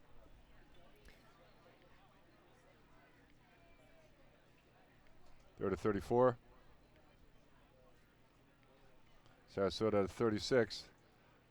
It's just not as long as CRI. Wow, those two look like they are in a dead heat for second place. Yeah, I think CRI might have a seat, but it is tight. You're right. Anything can happen now. Last 250 meters. Inside the last 20 strokes.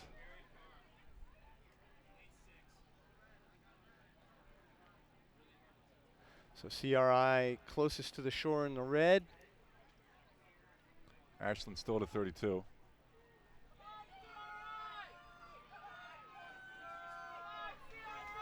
CRI to 36. So there's Ashland out front. Sarasota just brought it up. 37. Pan left, pan left. A little more. More. Keep going. So Ashland out more. front. Wow. Oh, and it looked like, Sarasota just pipped CRIA, looked like. I think so. Wow, what a race. Just a seat in it.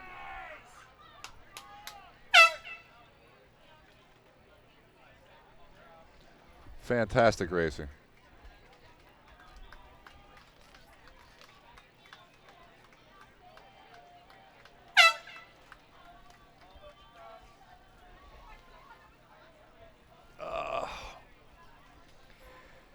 Semifinal 2 is underway. It's 2 out of 3.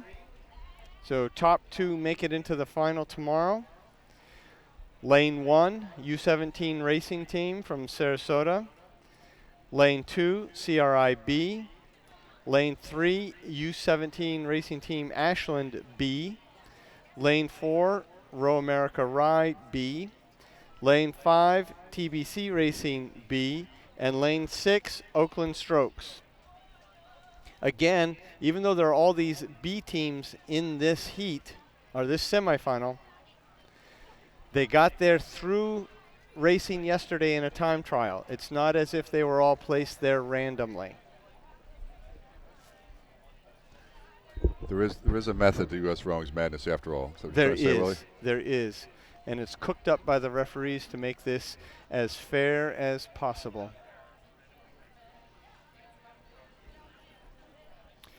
For results for all of these races, you can go to herenow.com.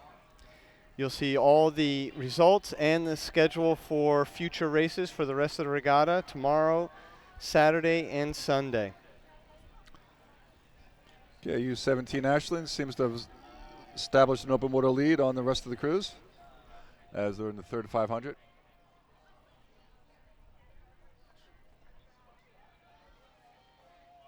Looks like they're followed by Row America Rye B and then TBC. TBC maybe half length behind Rye. It's hard to tell from this camera angle. Still anyone's race. First 3 crews all overlapping. A lot can happen in the last 750.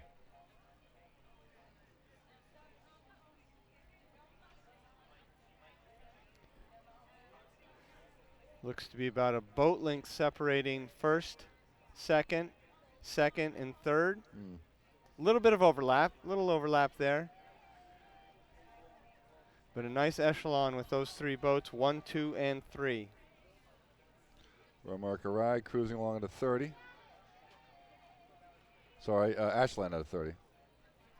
Holding off Row America Rye and TBC.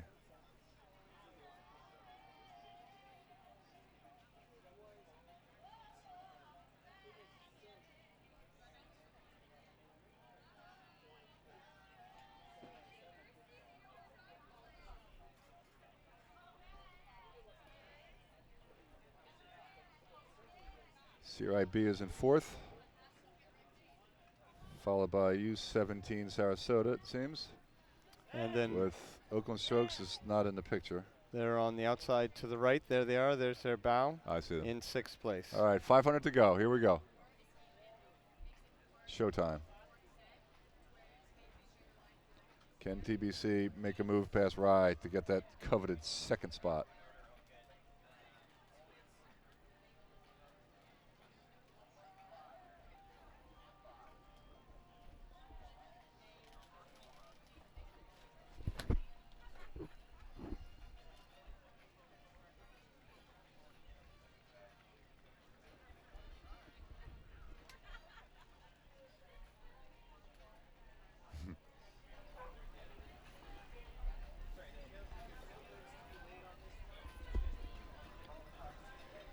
That's a high-tech adjustment, Willie. Nothing but the finest equipment here from U.S. Rowing and Cooper River. All right, looks like U17 Ashland is in a pretty comfortable position here. Followed by Row America Rye and still TBC.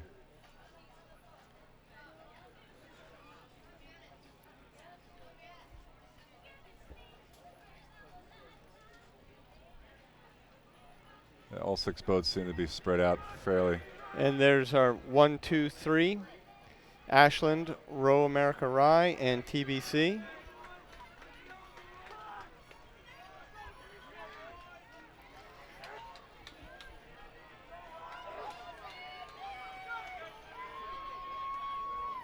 Row America Rye making a big push here, making sure they stay ahead of TBC. TBC trying to change that positioning.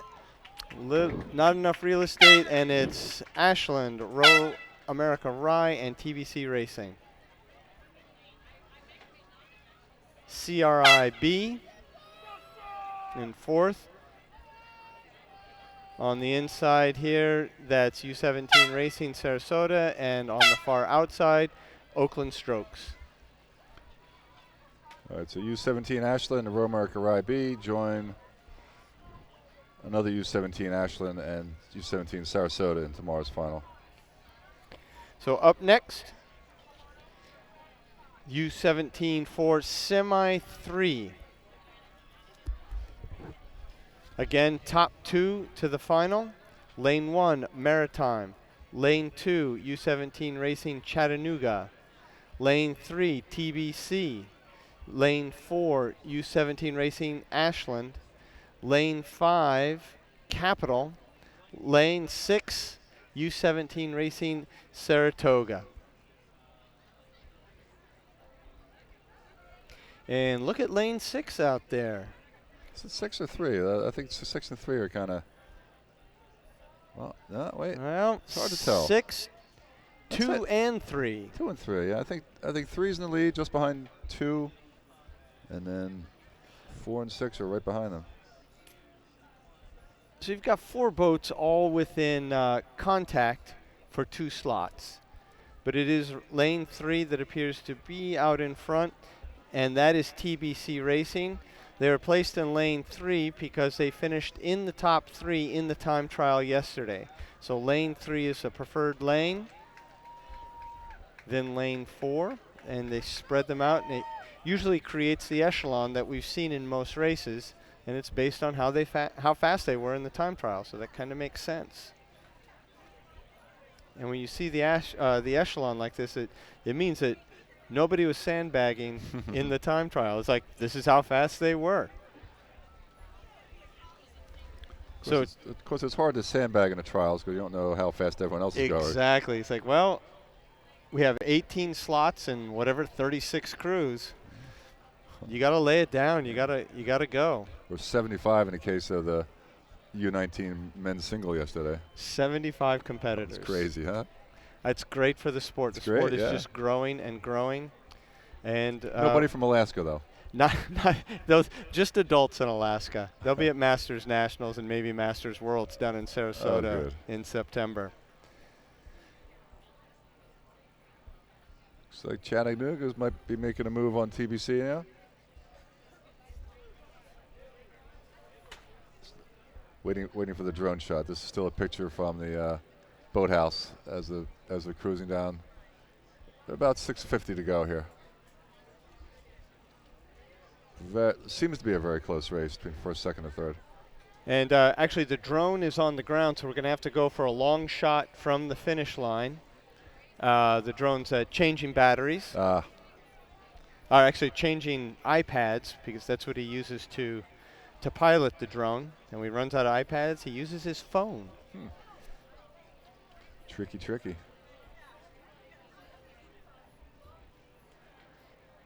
Hard to tell from here, but I think U17 Ashland, lane 4, is doing a good job out there. They may be in the lead. You think? You may. Well, let's see. 1, 2, 3, 4. Yes, lane 4 does appear to be in the lead. They made a nice move past TBC apparently. Looks like TBC in second with Chattanooga in third. I think you're right. So it's Ashland, U17 Racing, TBC, and U17 Chattanooga, 1, 2, 3. Again, 1 and 2 go to the final tomorrow. Looks like Maritime in fourth. U17 Saratoga in lane 6th, 5th, and then Capital is in 6th in lane 5.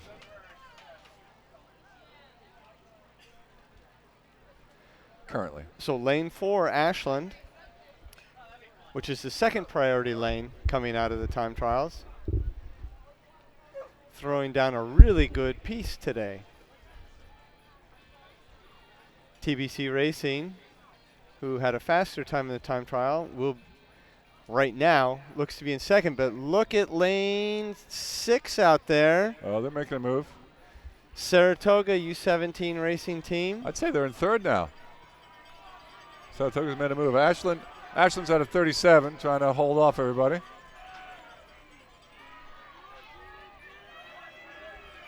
Saratoga making a run for the line. They're at 39. going to the left. Go to the left. Go to the left, left. Fast, faster. Go left, to the left. Pan left more. A little bit more. Right. Stop. Good.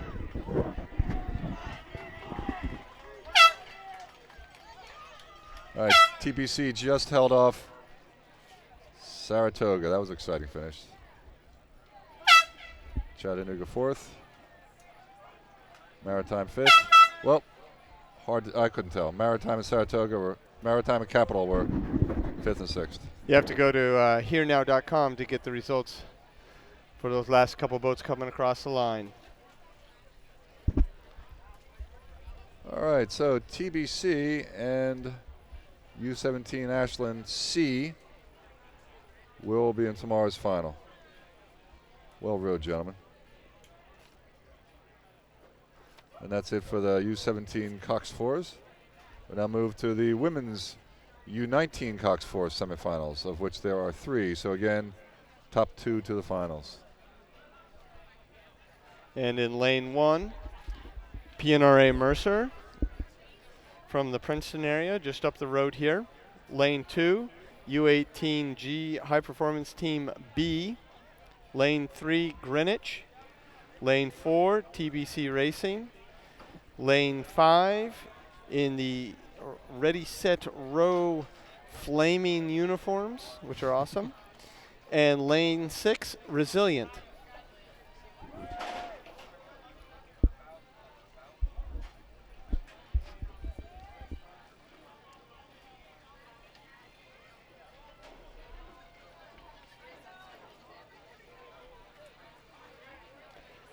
If I'm reading this correctly, lane 4, TBC Racing. Seems to be the early leader. Yep, because Resilient wears those bright green hats so we can tell them from a mile away. Thank you, Resilient, for That's doing helpful. that. So that would be TBC out in front right now as they have just passed through the 500-meter mark. Second place, Greenwich or Ready, Set, Row. Yeah, it's good competition for that second qualifying spot. But they're just approaching 1,000. Things should settle out in the next 500 meters. So find out who went out too fast and who went out at a sustainable speed. TBC looking strong right now with a boat ahead of Greenwich. Greenwich on the inside in the white tops. Ready, Set, Row on fire on the outside. Say Ready, Set, Row might have a seat on Greenwich. Yeah. Oh, well, no, take that back. Greenwich is in the lead. You are right. In second, anyway. They're coming to perpendicular to the boathouse right about now. So this is a real good fight between Greenwich and Ready, Set, Row in the second 500 now. Greenwich is now overlapping TBC. They're about just half a length down, looks like.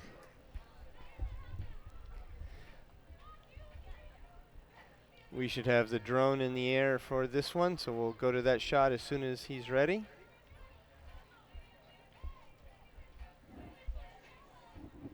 I'd like to thank the Scholastic Rowing Association and the Intercollegiate Rowing Association for funding a lot of the equipment that US Rowing uses in our broadcasts. SRA has been a long-time funder of US Rowing live streaming. We appreciate it very much. If it wasn't for them, we wouldn't have a job, would we, Willie? That's right. We'd just be making this stuff up as opposed to having actual pictures. Which is sometimes more fun. But no, it's good to keep it real. We still have TBC in the lead. Ready, Set, Row seems to have solidified their second position and making a move on TBC. They look to be 3 seats down at this point. So it's still anyone's boat race, those top 3 spots. Greenwich is not letting them get away. No, Greenwich is sitting right there. Look at that.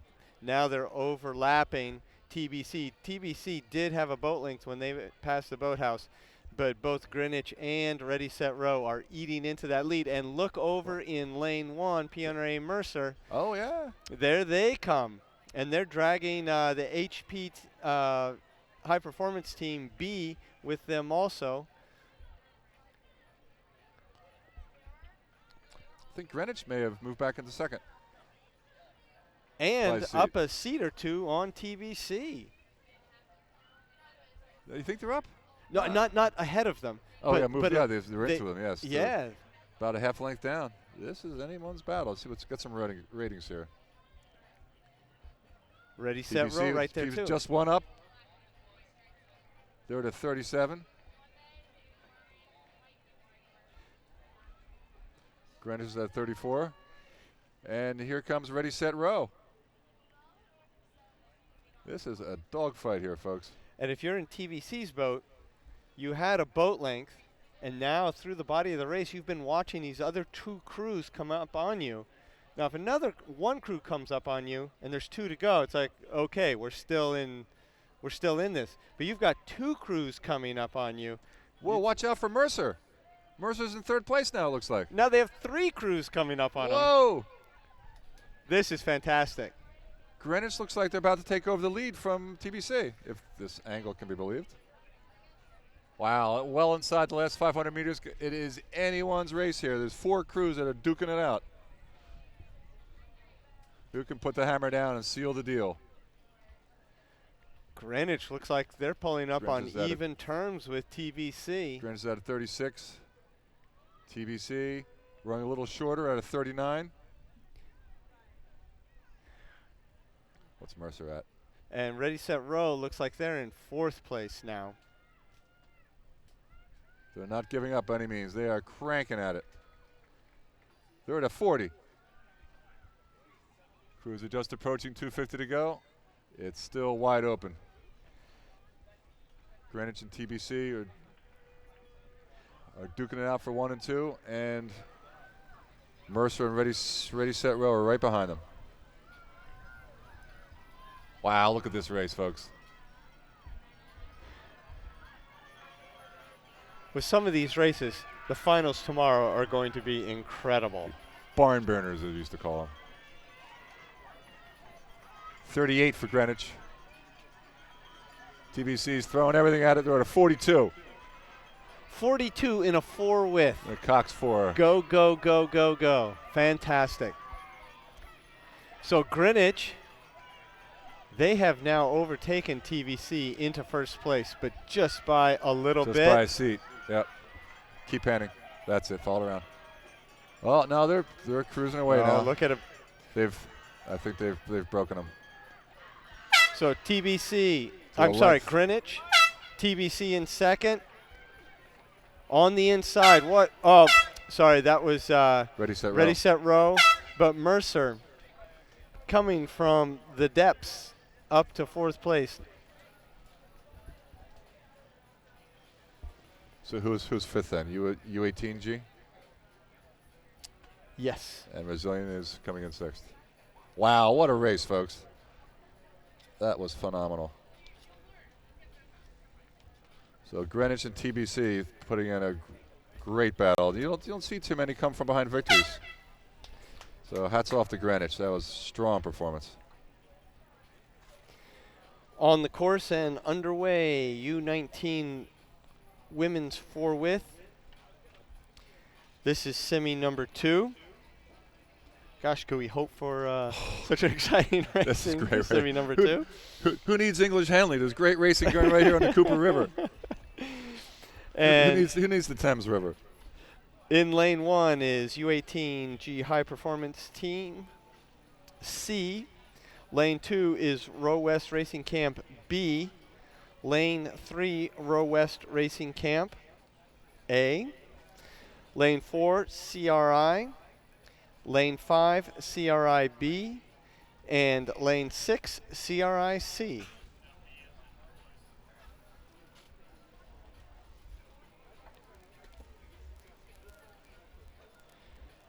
And it appears that Row West Racing,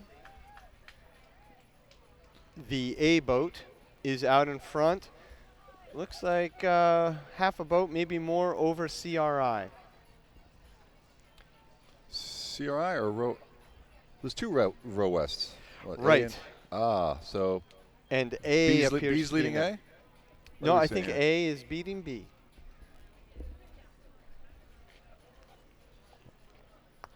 This is lane 4, right?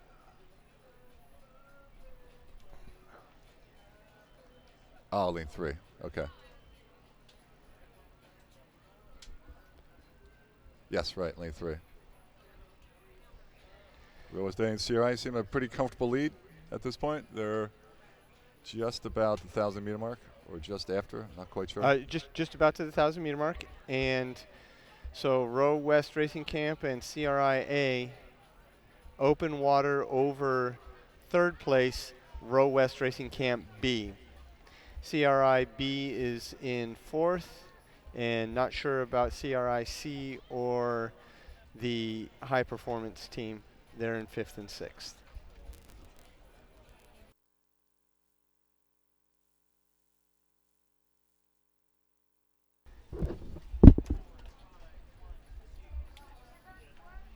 Oh, you got a pen. Okay.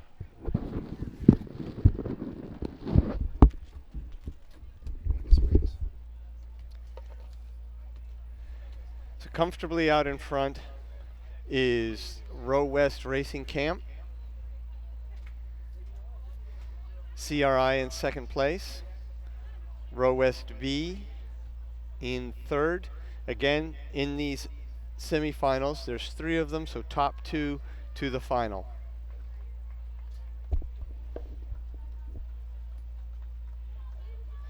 Nice cloud cover here at Cooper River. Beautiful day here. It is mid-July, so it's a little toasty, but not bad. Not like a couple days ago, where it was in the mid to high 90s. Little bit of breeze on the water. Makes for great rowing conditions. Everybody staying hydrated, I hope. Got your sunscreen on.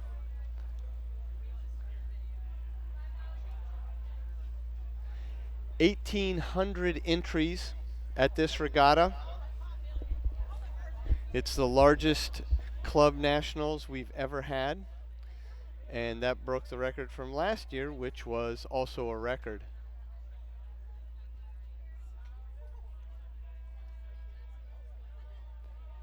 Row West open water out in front ahead of CRIA, who's open water over Row West B.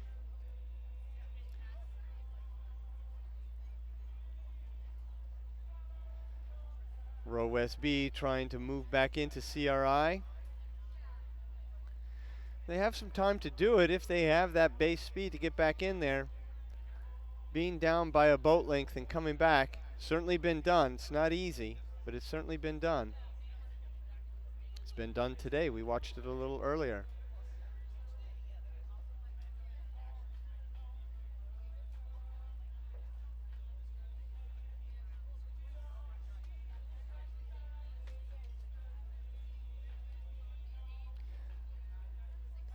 So the third 500, the Row West B, they have moved up on that CRI boat. About less than 500 meters to go.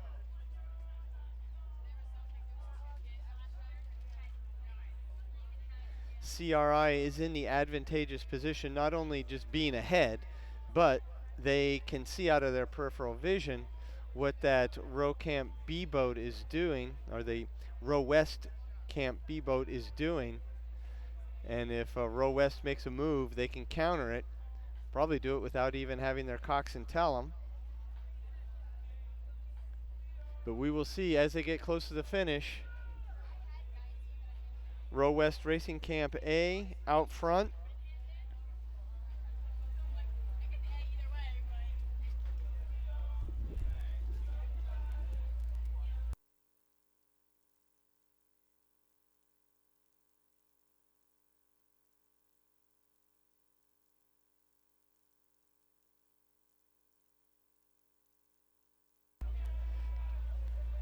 Row West A pushing it home. CRI, you can see them on the outside there. So the Row West B entry is pushing.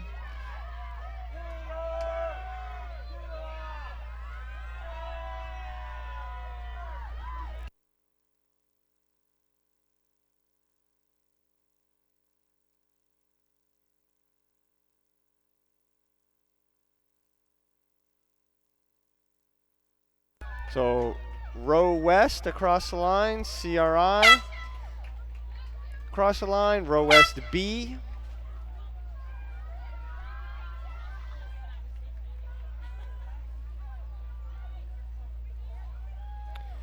On the outside, we're going to see them shortly, is CRI B and C battling it out.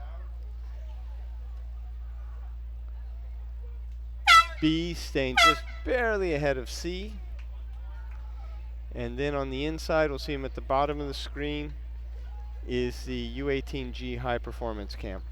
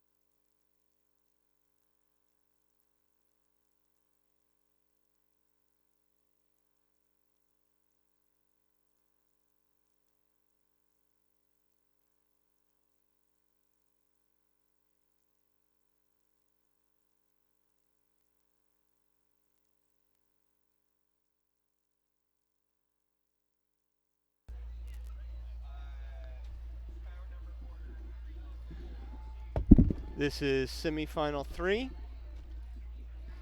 Top 2 to the final tomorrow. Lane 1 on the right-hand side of the screen, or closest to the spectator shoreline, is Tennessee River Association.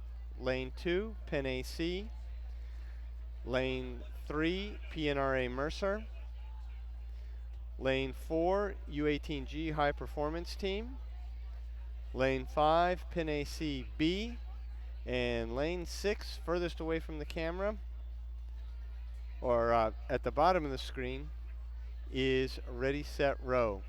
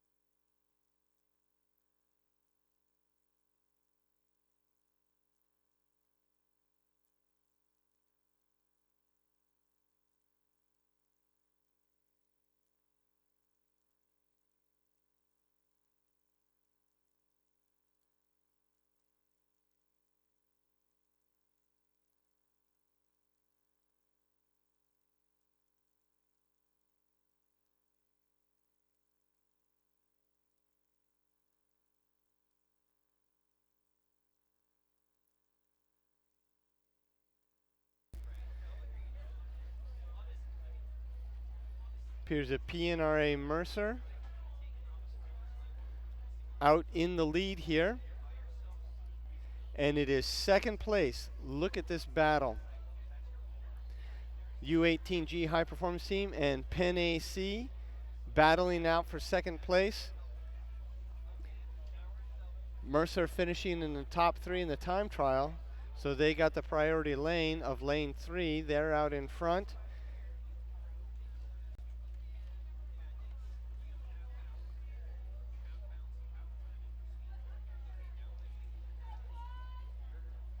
The U18G high performance team and Pin ACB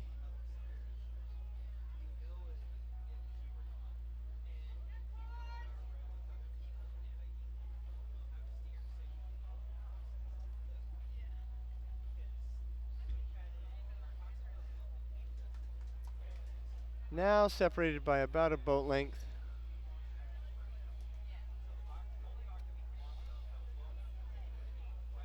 PNRA Mercer doing a nice job out front, followed by the U18 high performance team, Pin ACB in third.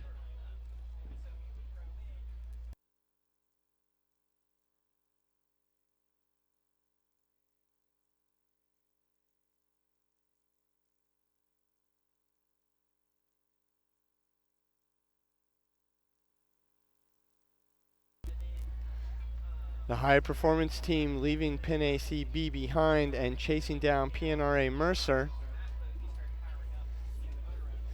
Mercer had a nice boat length lead, but it appears that that margin has evaporated a little bit as the U18G high performance team has moved up a little bit. We'll find out a little bit more as they get closer.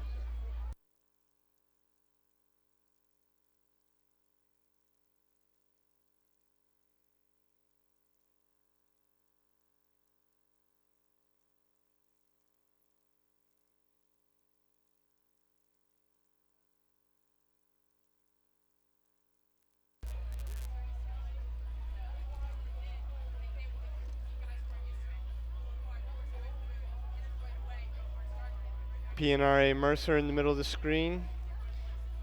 Over to the left is the U18G high performance team in second place.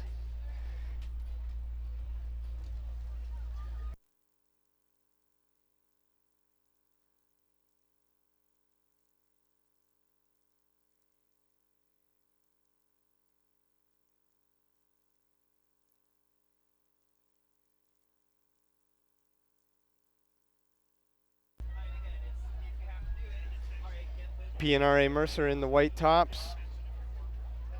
High performance team just on the outside of them, and on the outside of them is Pin ACB.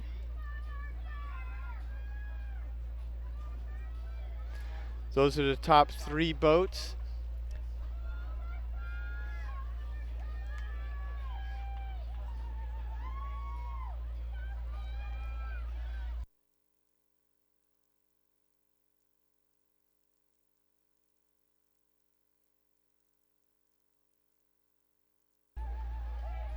Keep going.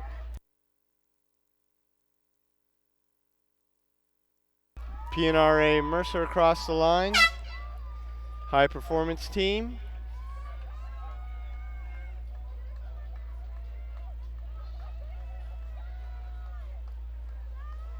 Pin AC from over on the Schuylkill in third place.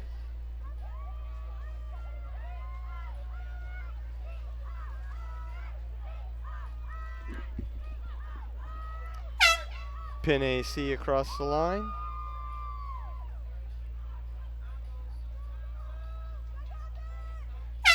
Ready, set, row on the outside. Tennessee River on the inside. So PNRA Mercer from just up the road near Princeton, and the U18G high performance team into the final tomorrow.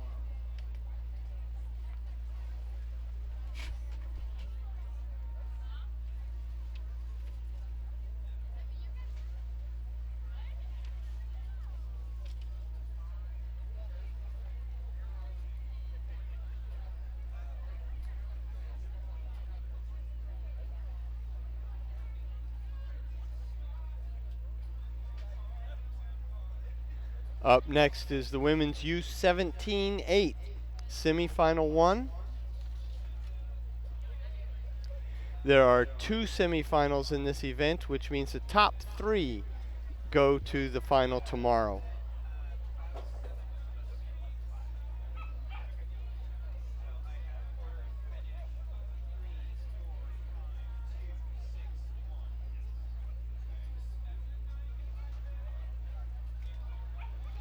Lane 1, closest to the camera, is PNRA Mercer. Lane 2, CRI. Lane 3, U18G High Performance. Lane 4, Row West Racing Camp. Lane 5, TBC Racing. Lane 6, CRIC.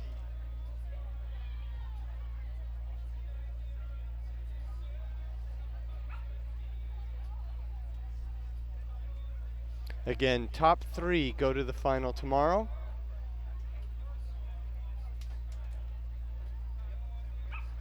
And it looks like Row West on the outside in the white tops.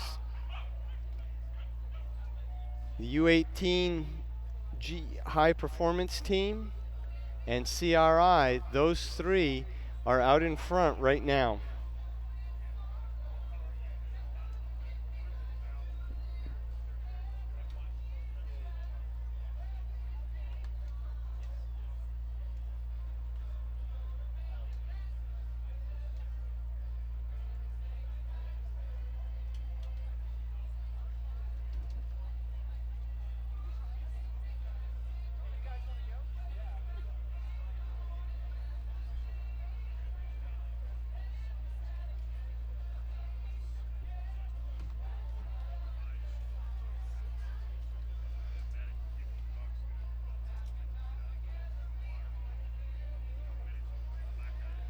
Coming past the Camden County Boathouse, it's U18G High Performance Team out front.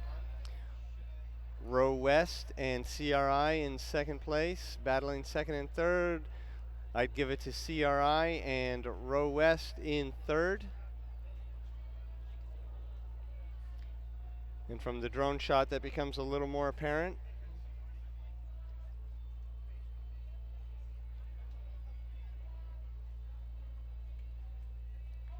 The High Performance Team with about a boat length on the field, not quite a full boat length.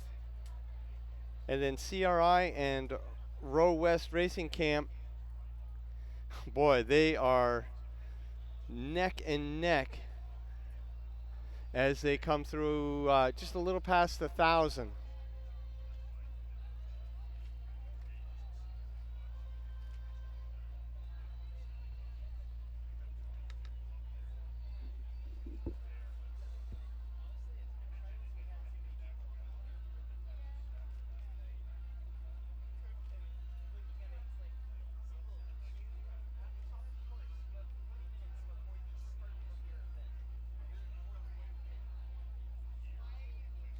High Performance Camp rowing 34, 35 strokes a minute.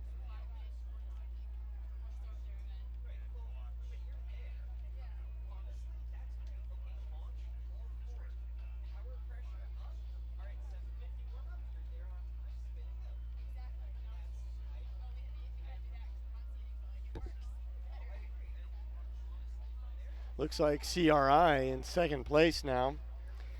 Row West Racing Camp trailing just by the smallest margin. But essentially, these 3 boats have maintained this exact same positioning for the past 5, 6, 700 meters. The 2 trailing boats can't get anything on the lead boat, and CRI and Row West Racing Camp can't get anything on each other. TBC Racing there at the top of the screen now is PNRA Mercer.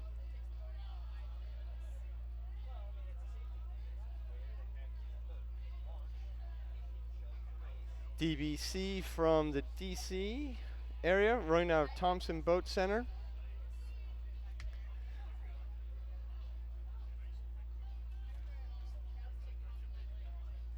See Row West at the very top of the screen.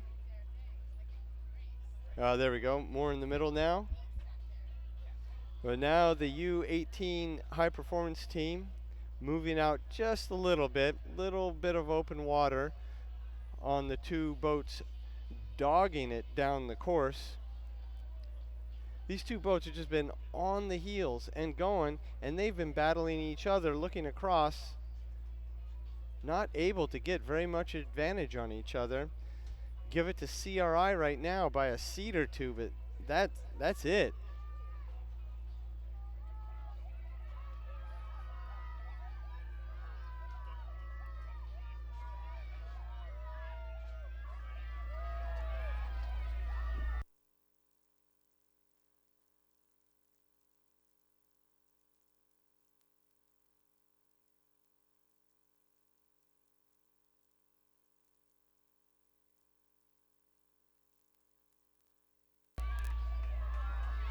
High performance team coming to the line. CRI and Row West Racing Camp. These two going hammer and tongs with each other the entire way down the course. High performance team across the line. Row West a little bit ahead of CRI. But those three boats will make it into the A final tomorrow. The final tomorrow.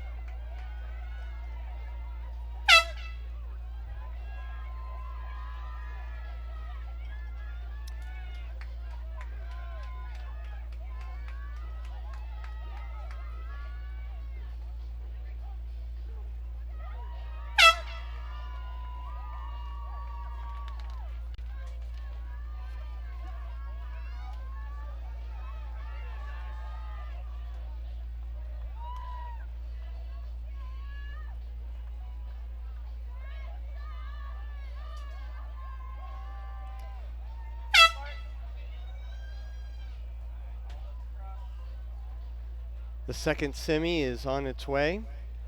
2 of 2. In lane 1, which is going to be closest to the camera, is Pin AC. Lane 2, Ready Set Row. Lane 3, Greenwich. Lane 4, U17 Development Team. Lane 5, CRIB. Lane 6, TBC Racing B.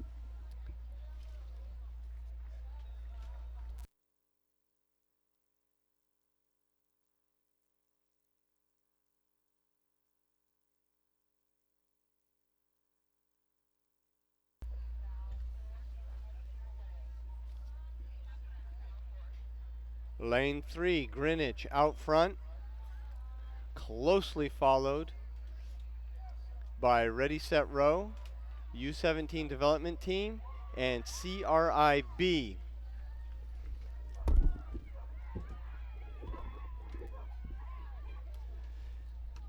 Top 3 go to the final.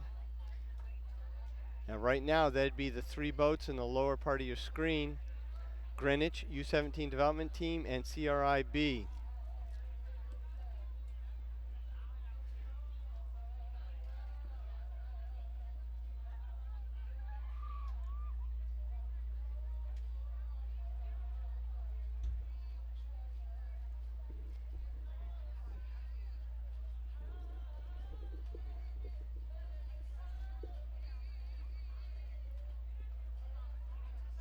Very nice race for these 3 boats.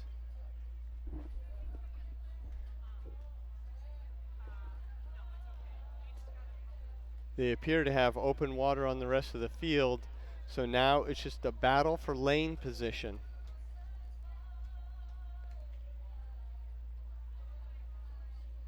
The higher you finish in the race, the closer to the center of the course you get, which gives you an advantage because everybody's around you as opposed to being on the outside and having to look all the way across the course potentially for your competitors.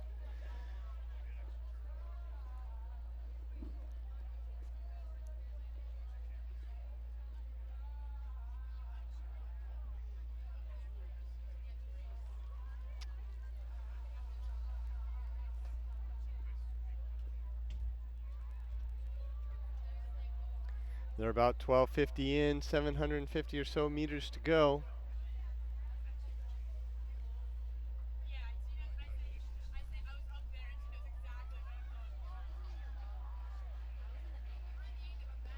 The U17 development team in the boat with the white decks and white blades in the middle of this trio.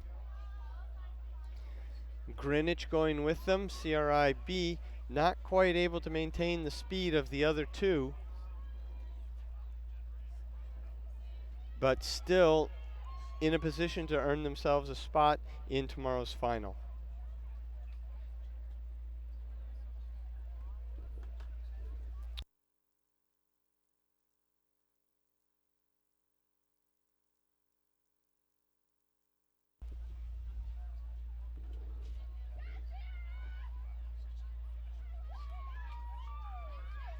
Development camp out front.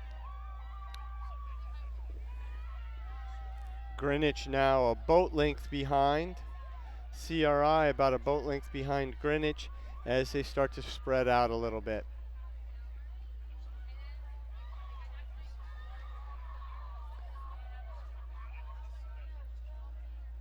Right around 500 meters to go. Race is starting to break open a little bit. People get into the third 500, and that's when your legs and lungs all start to really hurt. And now from the finish line, nice shot of our leader and Greenwich, and then on the outside is CRI, so top three boats right there.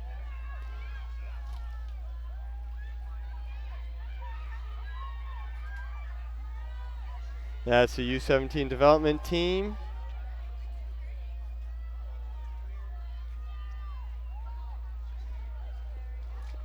CRI on the outside there.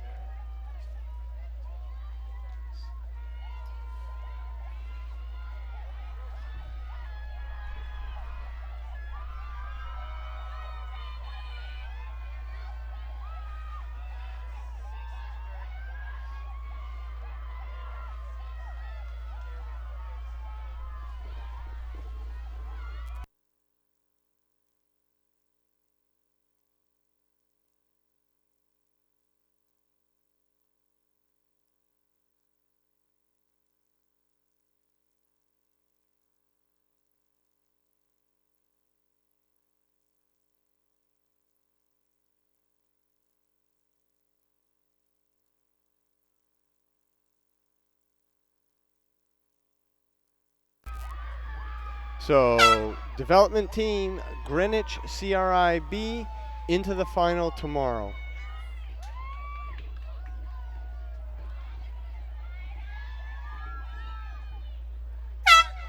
Ready, set, row coming across the line.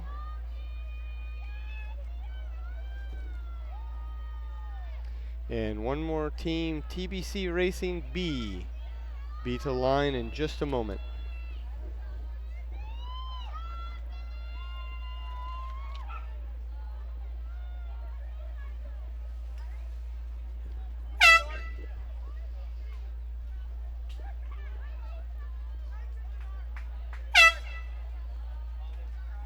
Pin AC across the line. Rounding out the field for the second semifinal. Next up and underway, men's U19 straight four, no coxswains. Lane 1, closest to the camera, Pioneer Valley Riverfront Club. Lane 2, GMS. Lane 3, Greenwich. Lane 4, PNRA Mercer. Lane 5, CRI-B. Lane 6, TBC Racing.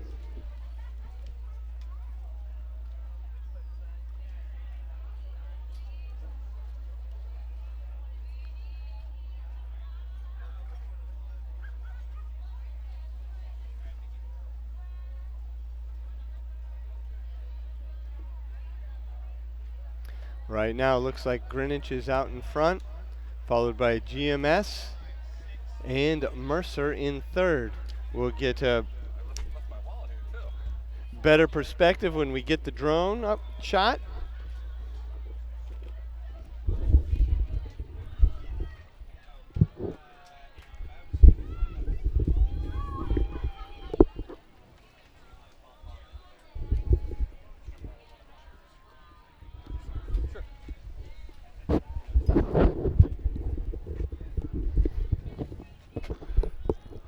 All right, straight four racing. Doesn't get much better than this, folks.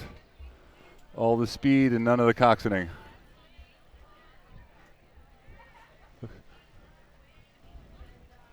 So what do we got here? Greenwich in the lead. Willie, what do you think? Yep. Greenwich- Followed by GMS and then PNRA Mercer. All boats look like they're going fairly straight for now. This is a hard boat to keep straight.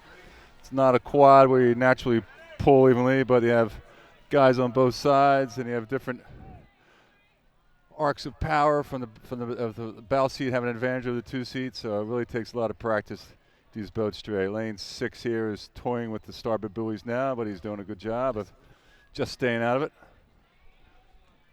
Oh, sorry, that was lane 4. We're not seeing lane 5. I'm stand corrected. Yeah, they're just got their blades over the water, but the officials is probably giving a flag right now, and he's coming back over. There we go. So these boats do have a rudder. Sometimes pairs don't, but a straight four will, and they're generally controlled by a where one of the rowers places their feet, and one of the feet can pivot left and right and steer the boat. And you use the buoys, all the buoys you can see on the course here. Every 10 meters there's a buoy in all the lanes, and you look behind you and you can see those buoys going away from you. And if they are even on either side, then you know you're going in a relatively straight line. But not easy to steer, like Brian said, a lot of practice. But they are fun. And you can see over on the right-hand side of the screen, we have boats crossing lanes. Oh, CRIB in lane 5 is rowing on the water of TBC, so I'm not sure why the ref isn't flagging them over. Looks like. Well, the ref only wants to make sure that you don't get impeded. But if you want to row in somebody else's lane and you're trailing, you're more than welcome to. If you're trailing, yes, but the leading Absolutely. boat went into the other guy's lane. Yeah. That's no bueno. So who's winning here? Is this Greenwich? Greenwich is winning, and they are out front doing a nice job leading here the we field. go. And GMS is in second place.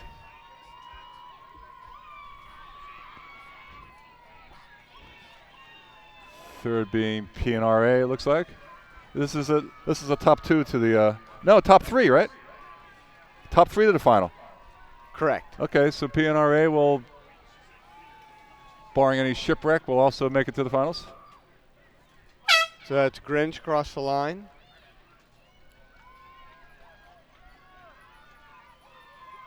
GMS.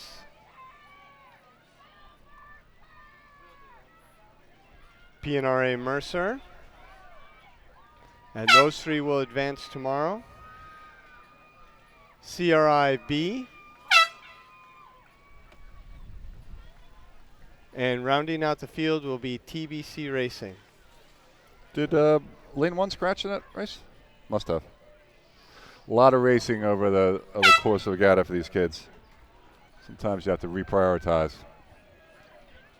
I was talking to one coach where he thought it was the standard schedule where the junior races were mixed in with the intermediate races so you could row more races. But when they rescheduled it to put all the junior races first, which really had one of his kids rowing 5 races yesterday, which he wasn't too happy about, Willie. You got to look at the schedule. Yeah, was it this way from the start? Yeah. So maybe he was just assuming it was like last year. And it's this way so that the juniors have their 2.5 days of regatta, and then if they want to go home, they can go home, and then theoretically adults show up and race the intermediate, senior, and elite races. Or if the kids want to race intermediate, they can stick around and they can stick go around against the big folks. You betcha. Yeah. You betcha. And I'm sure some of these people will. Some of these juniors are looking pretty fast. I'm sure they can hold their own in intermediate races, without a doubt. It's the size of, just in general, rowing is growing and trying to create more opportunities. This is now a 5-day regatta.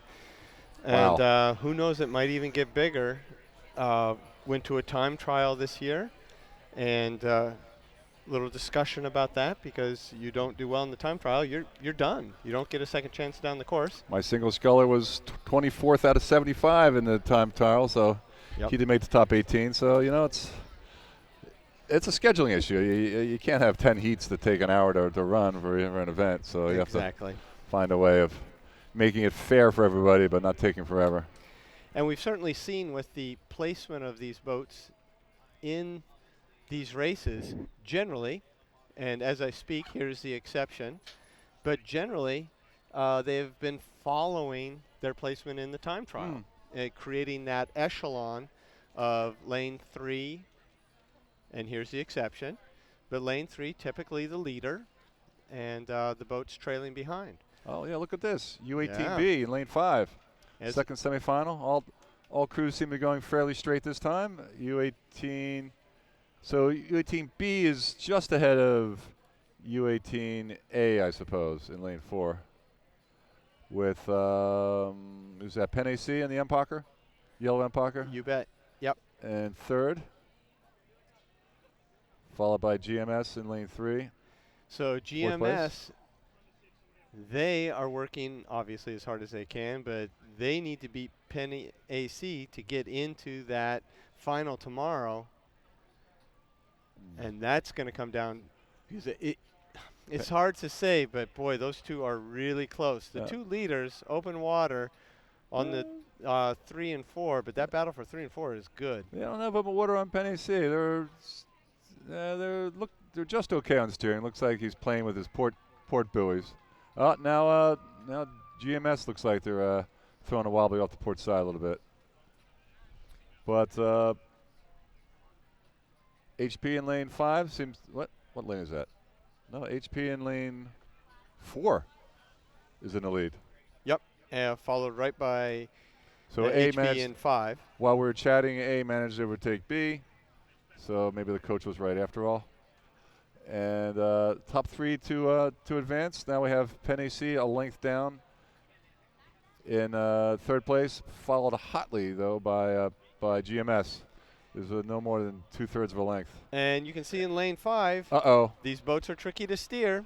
He's going off into lane 6. And as soon as they start to see those buoys, you'll start to see him come That was back. just crossed over, and he is now in third place. Penn AC's taken over second, because every time you turn that rudder, that slows the boat down and it throws it off balance. So you want to try to minimize how much you have to steer. If you're the bowman or whoever's steering, you try to do the fine tuning just with applying a little less pressure, a little more pressure. You try not to use that rudder because it acts like a brake as you turn it. So now they're straight, and now looks like they've drifted back to fourth place due to that side venture.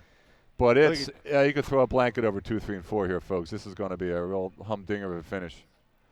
HPA seems to have gotten out to a good length and a half open of water, but Penn AC looks like they're in second by a length. Well, I don't know. HPB's coming back now. They're going straight. And GMS is still in there. Absolutely.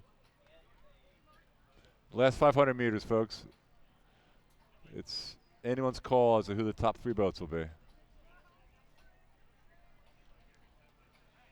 What we got here? Leader HP is at a 36. Penn AC at a 35. GMS 37 and a half. And now they're going up. 2:50 to go. Here we go. HPB is at a 36. It's hard to tell from this angle, but I think it's going to be close. Maybe GMS has a slight advantage on Penn AC now.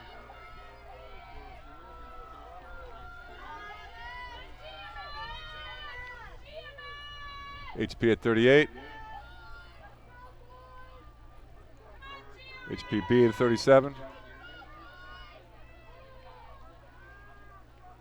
GMS at 39.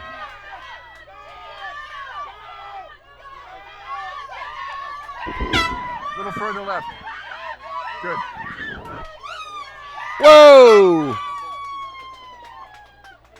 GMS just nipped out HPB. Amazing race. Penny C fourth. Yeah, it's very exciting when you see boats changing positions in the course of the race. Much better than when they go out and just spread out. That was a real humdinger. People taking moves, getting past people. That's what racing's all about, folks.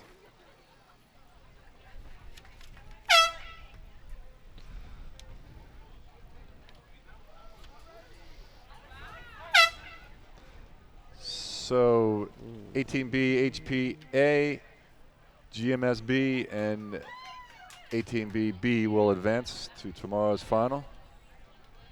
Should be exciting. 6 fast boats trying to go straight down the course, duking it out. I'm going to be watching that one for sure. Next race is the women's U19 quad. Again, a boat without a coxswain and same steering with a little rudder, operated by one of the rowers' feet. Move their foot plate left or right, steers the boat. But with a quad, theoretically, one athlete is pulling evenly, pressure both port and starboard, left and right. Not always the case. Certainly if these people have just recently switched from sweep to sculling, whatever their outside arm was is going to pull harder. and their outside leg. Yeah, and if you've been sweeping for a long time, you get into a sculling boat, you find yourself going in circles for a while until you even out that power. So, but theoretically, pulling even power should go more or less straight down the course, but of course you've got wind and other factors. Reasonably straight without too much of a crosswind. Exactly. To screw you up. So who we got? We have CRIC in lane 1, CRIB in lane 2, OK City in 3, 18GHP in 4, Conshohocken in lane 5, and Port from Long Island in lane 6. Head coach of Port is Michiel Bartman, two-time Dutch Olympic medalist. He was coached before at the Vesper Boat Club and at the Harvard Lightweights, and now he's imparting his wisdom with the Port team, and they've certainly had an impact there. So here we go. Who's in the lead? Is that Oklahoma City in the Empacher? Yep. OK City has a fairly commanding lead in lane 3.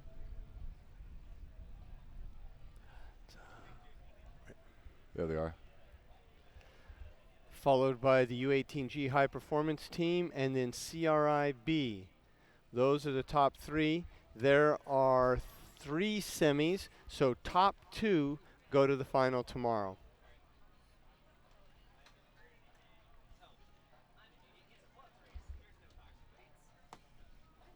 Right.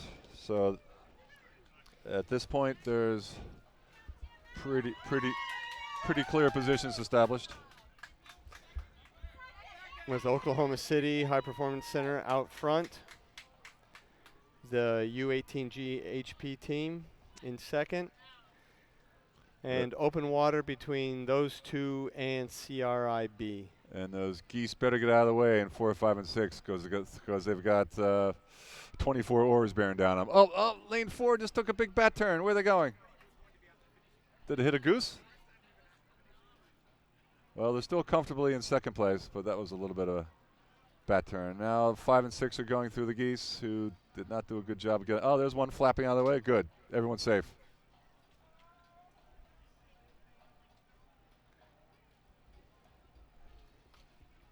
Here we go. Last 500 meters. Again, Oklahoma City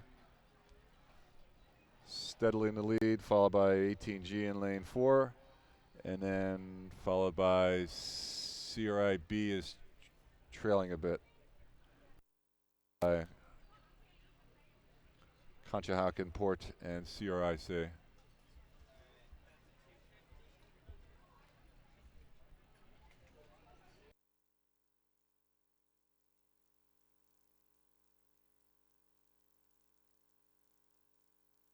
Stay ahead.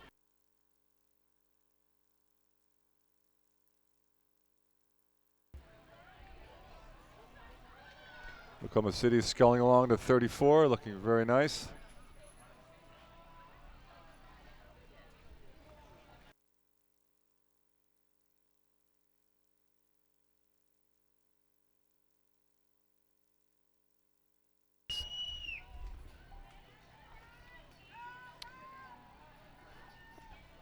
Oklahoma City coming to the line. Nice job.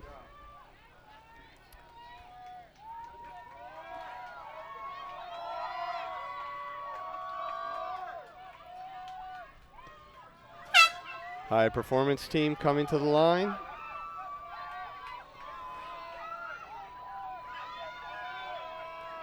Oh, look at this. CRI, Whoa! Conshohocken, and Conshohocken Port. and Port. And rounding out the field will be CRIC. Well, Conshohocken and Port looked like within a tenth of a second there. That was Yep, and that you can was go to pretty close. herenow.com to see all the results and the schedule for tomorrow's racing. And find out who won between the two of them. Next up is the second semifinal. 2 of 3. Penn C Lane 1, GMS Lane 2, Wayland Weston Lane 3, Resilient Lane 4, CRI Lane 5, and Greenwich Lane 6. And it looks like Resilient and Wayland Westland out front here. Oh, there we can really see Resilient in those nice green hats. Thank you for wearing those. I rode with a fellow who wore a construction hat for years and years and years, so his kids would know who he was or could spot him out in the boat. Really? Wayland Weston in second place, CRI in the red boat in third, GMS in fourth. I'd say GMS might be in third. Okay. I mean, if this is the normal angle that you look at it. But it's pretty close in any event. Those two are pretty close, but they're a length open down on second, which is where they ideally would like to be. GMS is playing with the starboard buoys a little bit. Oh, they just came out of it. That's not going to help their speed. And now they're going off to the port side a little bit. No, they're straightening out. Okay, now they're good. Now they have a definite lead over CRI. And they've closed it down to just a full length open from Wayland Weston.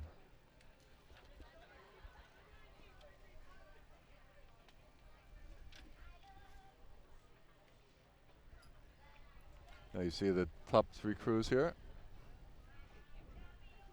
Resilient cruising along into 32, looking very comfortable. And these margins have been the same for about the last 500 meters. Wayland Weston at 35, trying to do their best to keep ahead of GMS.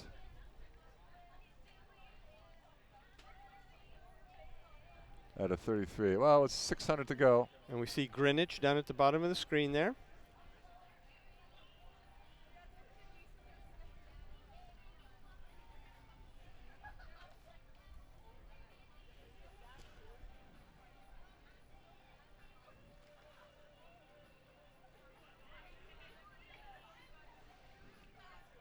Moving back up through the field.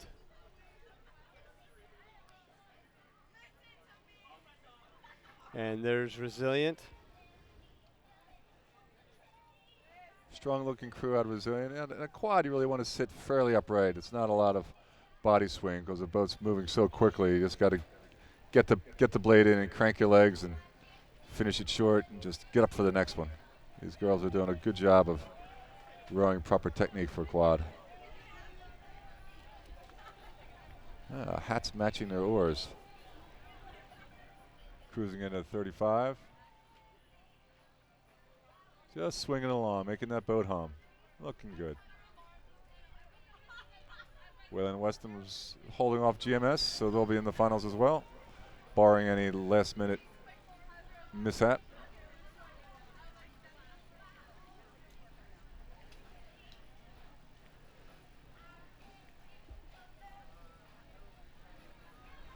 Weston at a 37, cranking it in here. Wow, they're taking it up, making this a good solid piece. Resilient has Not responded. Resilient at a 36. Not going to coast through the line. They're not going to go quietly.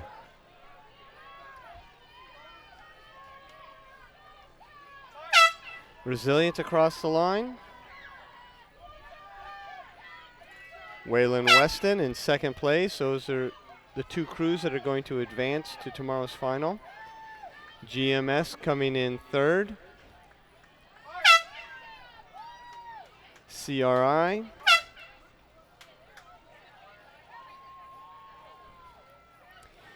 Greenwich out in lane 6.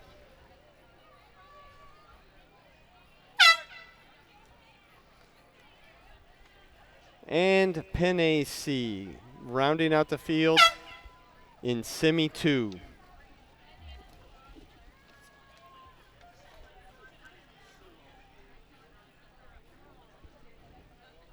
Oh, it's nice. The clouds have rolled in and give the rowers a break. It's cooling things off a bit. These are really nice racing conditions. A little bit of crosswind, but not bad. And like you say, with the cloud cover, it's very thankful. It's very Couldn't nice. ask for better conditions. Yep. Absolutely. So the third and final semi for the women's U19 quad. Lane 1, Litchfield Hills. Lane 2, Connecticut. Lane 3, Vesper. Lane 4, Row West Racing Camp. Lane 5, Newport Sea Base. And lane 6, Nereid.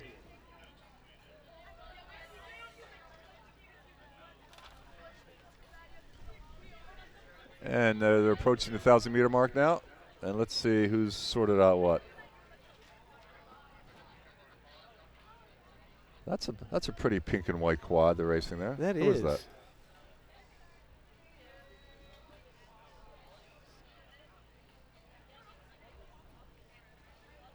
Is that Row West in lane 4? I believe so. And Vesper right next to them. Yeah, it looks like Vesper's using Germantown Friends blades. That's what threw me also, but I Yeah. think you're right. Okay, so it's Vesper, the slight lead over Row West currently.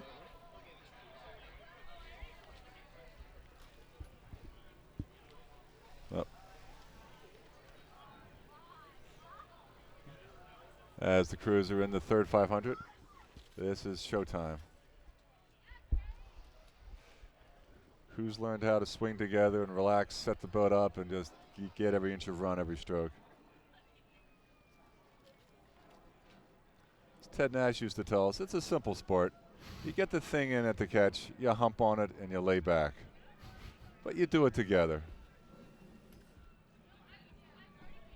Okay, Row West seems to have pulled out a lead in the last 40 strokes over Vesper. They've got maybe 3/4 of a length, almost a length on Vesper. Vesper has a length open on Newport Sea Base. Newport Sea Base looks like they're in third, followed closely by Litchfield. And then we have Connecticut currently in fifth, and We guess don't see Nereid. Nereid, but probably in sixth. Yeah, the Row West is a beautiful boat. Yeah. Hull to match the oars. It's quite the statement. Row West having some problems steering now. What are they, or is it just the angle of the boat? Well, drone? they're off to their port side a little bit. I'm sorry, off to their starboard a little bit, Starboard, but yeah. coming back. And Vesper's going off the port a little bit. That's why I thought people were going astray. They're both separating from each other. All right. Row West has managed to swing to about a half length open over Vesper. And Row got West themselves out of the buoys. Row West at a 33. Vesper at a 36, trying to mount a comeback. As they've just crossed the last 500. Top two to qualify. And it's pretty clear who is in good contention at the moment. And Nereid just going through the bottom of the screen there.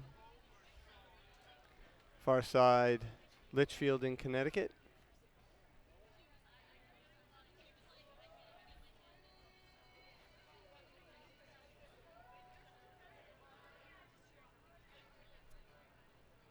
There we go, all 6 crews. Right, Row West, Vesper, and then Newport Seabase, closed length behind Vesper. So top 2. So Newport Seabase has to get in gear, and Vesper has to hold them off if they want to be racing tomorrow. All crews seem to be in their lanes at the moment.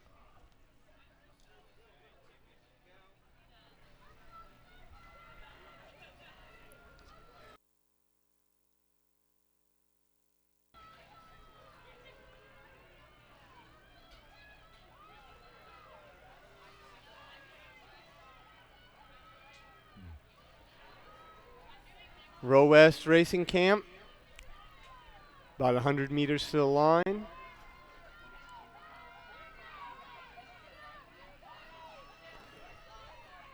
A comfortable Vesper's 34 strokes a minute. So they've got this under control. Vesper is doing their best to hold off Connecticut. Newport. I'm sorry, Newport, yep. Vesper's at 36. Newport at 35.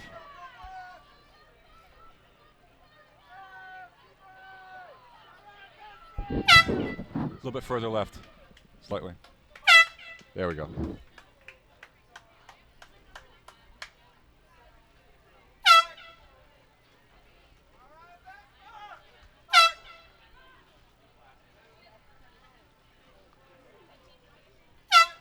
Okay, so I've got Row West, Vesper, Newport, Nereid 4th, Litchfield 5th, Connecticut 6th, unofficially, of course. So Vesper and Row West will advance to tomorrow's final. On the course now is the men's U17 quad. 2 semifinals, so top 3 boats go. And Lane 1. Last 2 races of the day, folks. So pay attention. Lane 1, Oak Neck Rowing. Lane 2, Crescent. Lane 3, U17 Racing Team Saratoga. Lane 4, Saratoga again. Lane 5, U17 Racing Ashland. And lane 6, the ACRA Composite. And we're going to go to the drone here pretty quick, see where everybody's shaking out. So lane 3, Saratoga out in front. Ashland in second. And then we have 3 boats across. And again, top 3 go to the final. I'd say ACRA lane 6 might be in 3rd, but it is definitely, you're right, 3 boats are in contention for that 3rd spot. This is about halfway through the race. They're all overlapping. Anything can happen. Yep. And often does.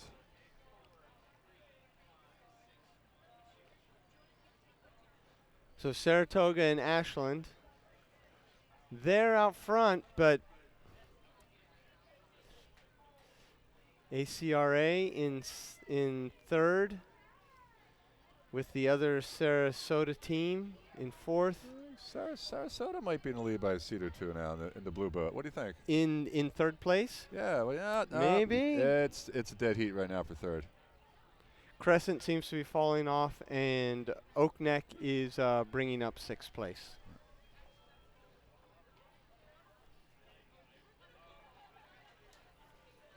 All crews are staying in their lane so far. That's good.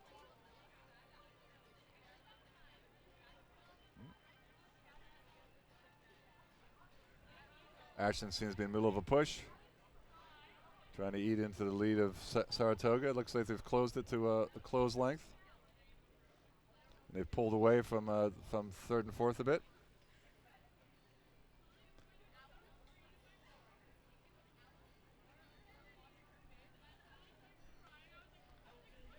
Is that Crescent? Crescent lane 2? It looks like they're in 3rd, perhaps. Crescent Yeah, may be pushing in there. That's Crescent, and making up Crescent Boat Club from Philadelphia's Boathouse Row, making a move here to get into the finals. Looks like they have a seat on Sarasota in the blue boat.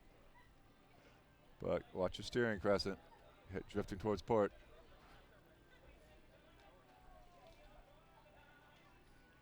Oh, they've got a half a length on Sarasota now. Nice move in that 3rd 500.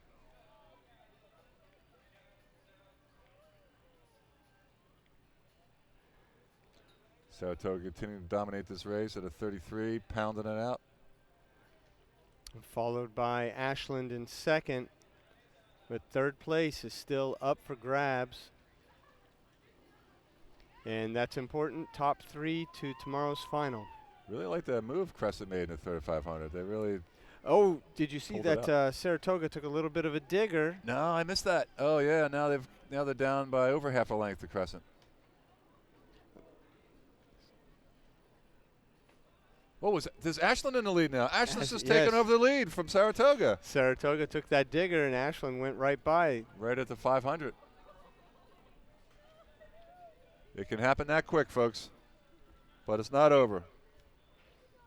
Can Saratoga make a comeback here?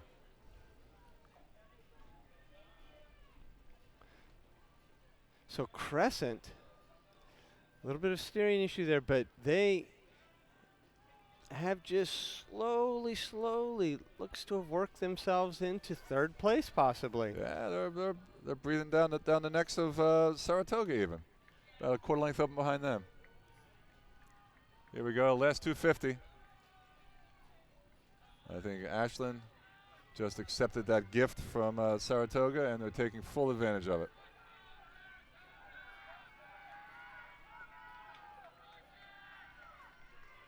.36 strokes a minute for Ashland, holding off the competition.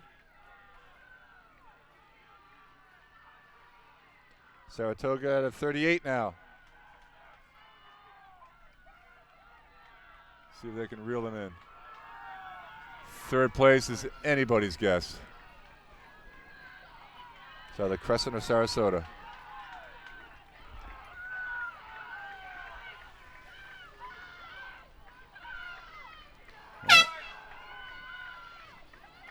Ashland, Saratoga. Oh, third place. You have to go to herenow.com to see the results on that. Let's not keep in suspense. Sarasota just nipped Crescent. Great race. Great race. So Ashland, Saratoga, and Sarasota will advance. 1, 2, 3. What a great last 500 here, folks. Up. Someone may be protesting.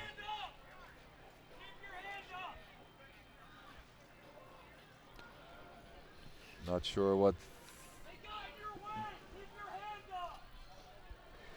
Next up is semifinal 2. In lane 1, Litchfield Hills.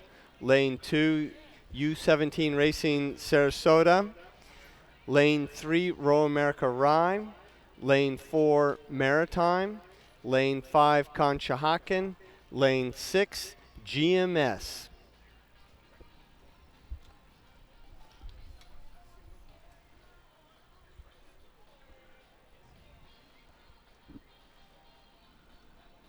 There appears to be some sort of protest on that last race, so we'll have to wait and see how that transpires. Something about steering, which is not uncommon in quadruple sculls races. It's up to the jury to determine if there's any implications. Here we go, last race of the day. And it looks like Maritime in the yellow boat is out in front. As they become more perpendicular to the boathouse, we'll see if that's actually the case.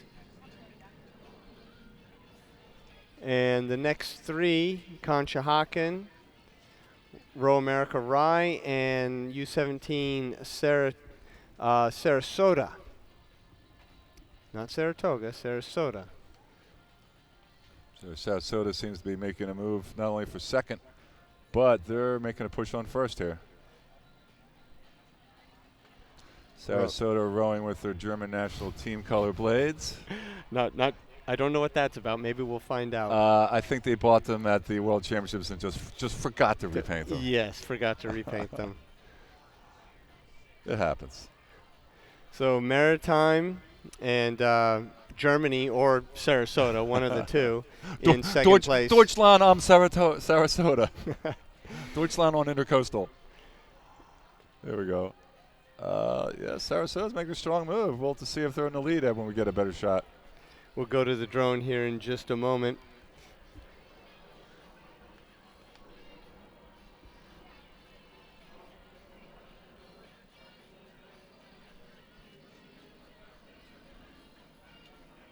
And just saw the drone take off out of the sailing center. Cooper River Yacht Club, to be exact. Is that the full name? Yep. It's a yacht club? It is a yacht club, and we thank them very much for letting us fly our drone out of there. Yeah, they must have a loose definition of what constitutes a yacht.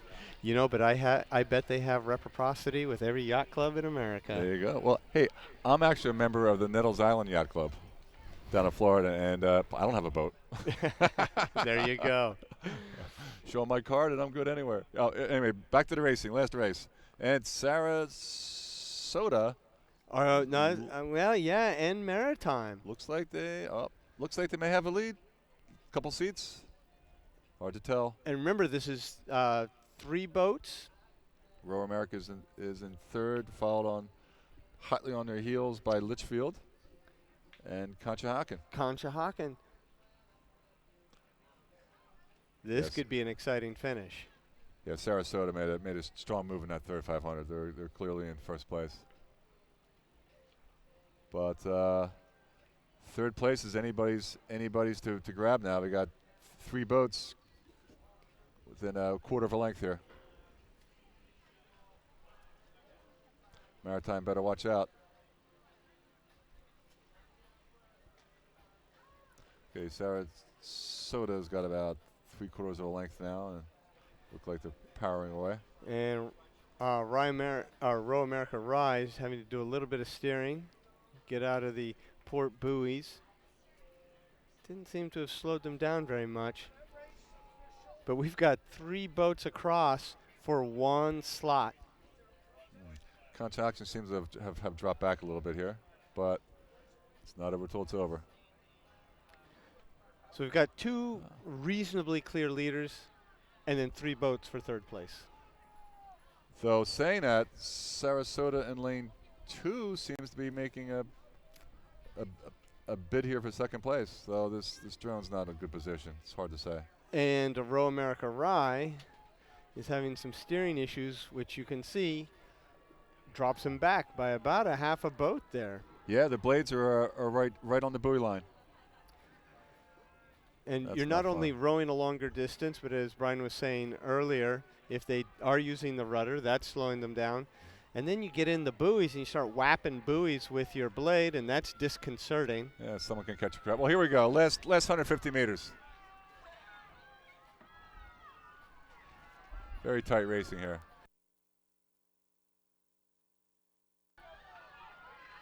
Go to the line, please. Go. Oh, that's.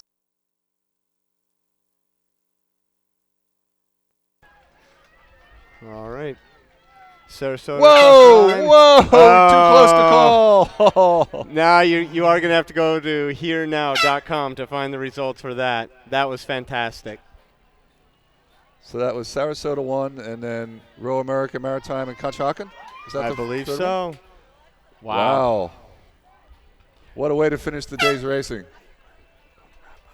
Yeah.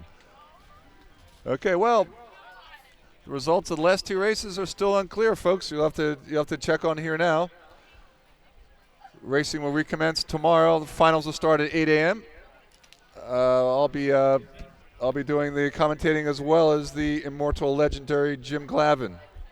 The Glav will be joining me in the booth. He was my junior coach back in '76 at Vesper, so I'm sure we'll be sharing a few stories as time permits. And anyway, everyone have a safe trip home. Thank you for coming, and we'll see you all tomorrow. Good evening.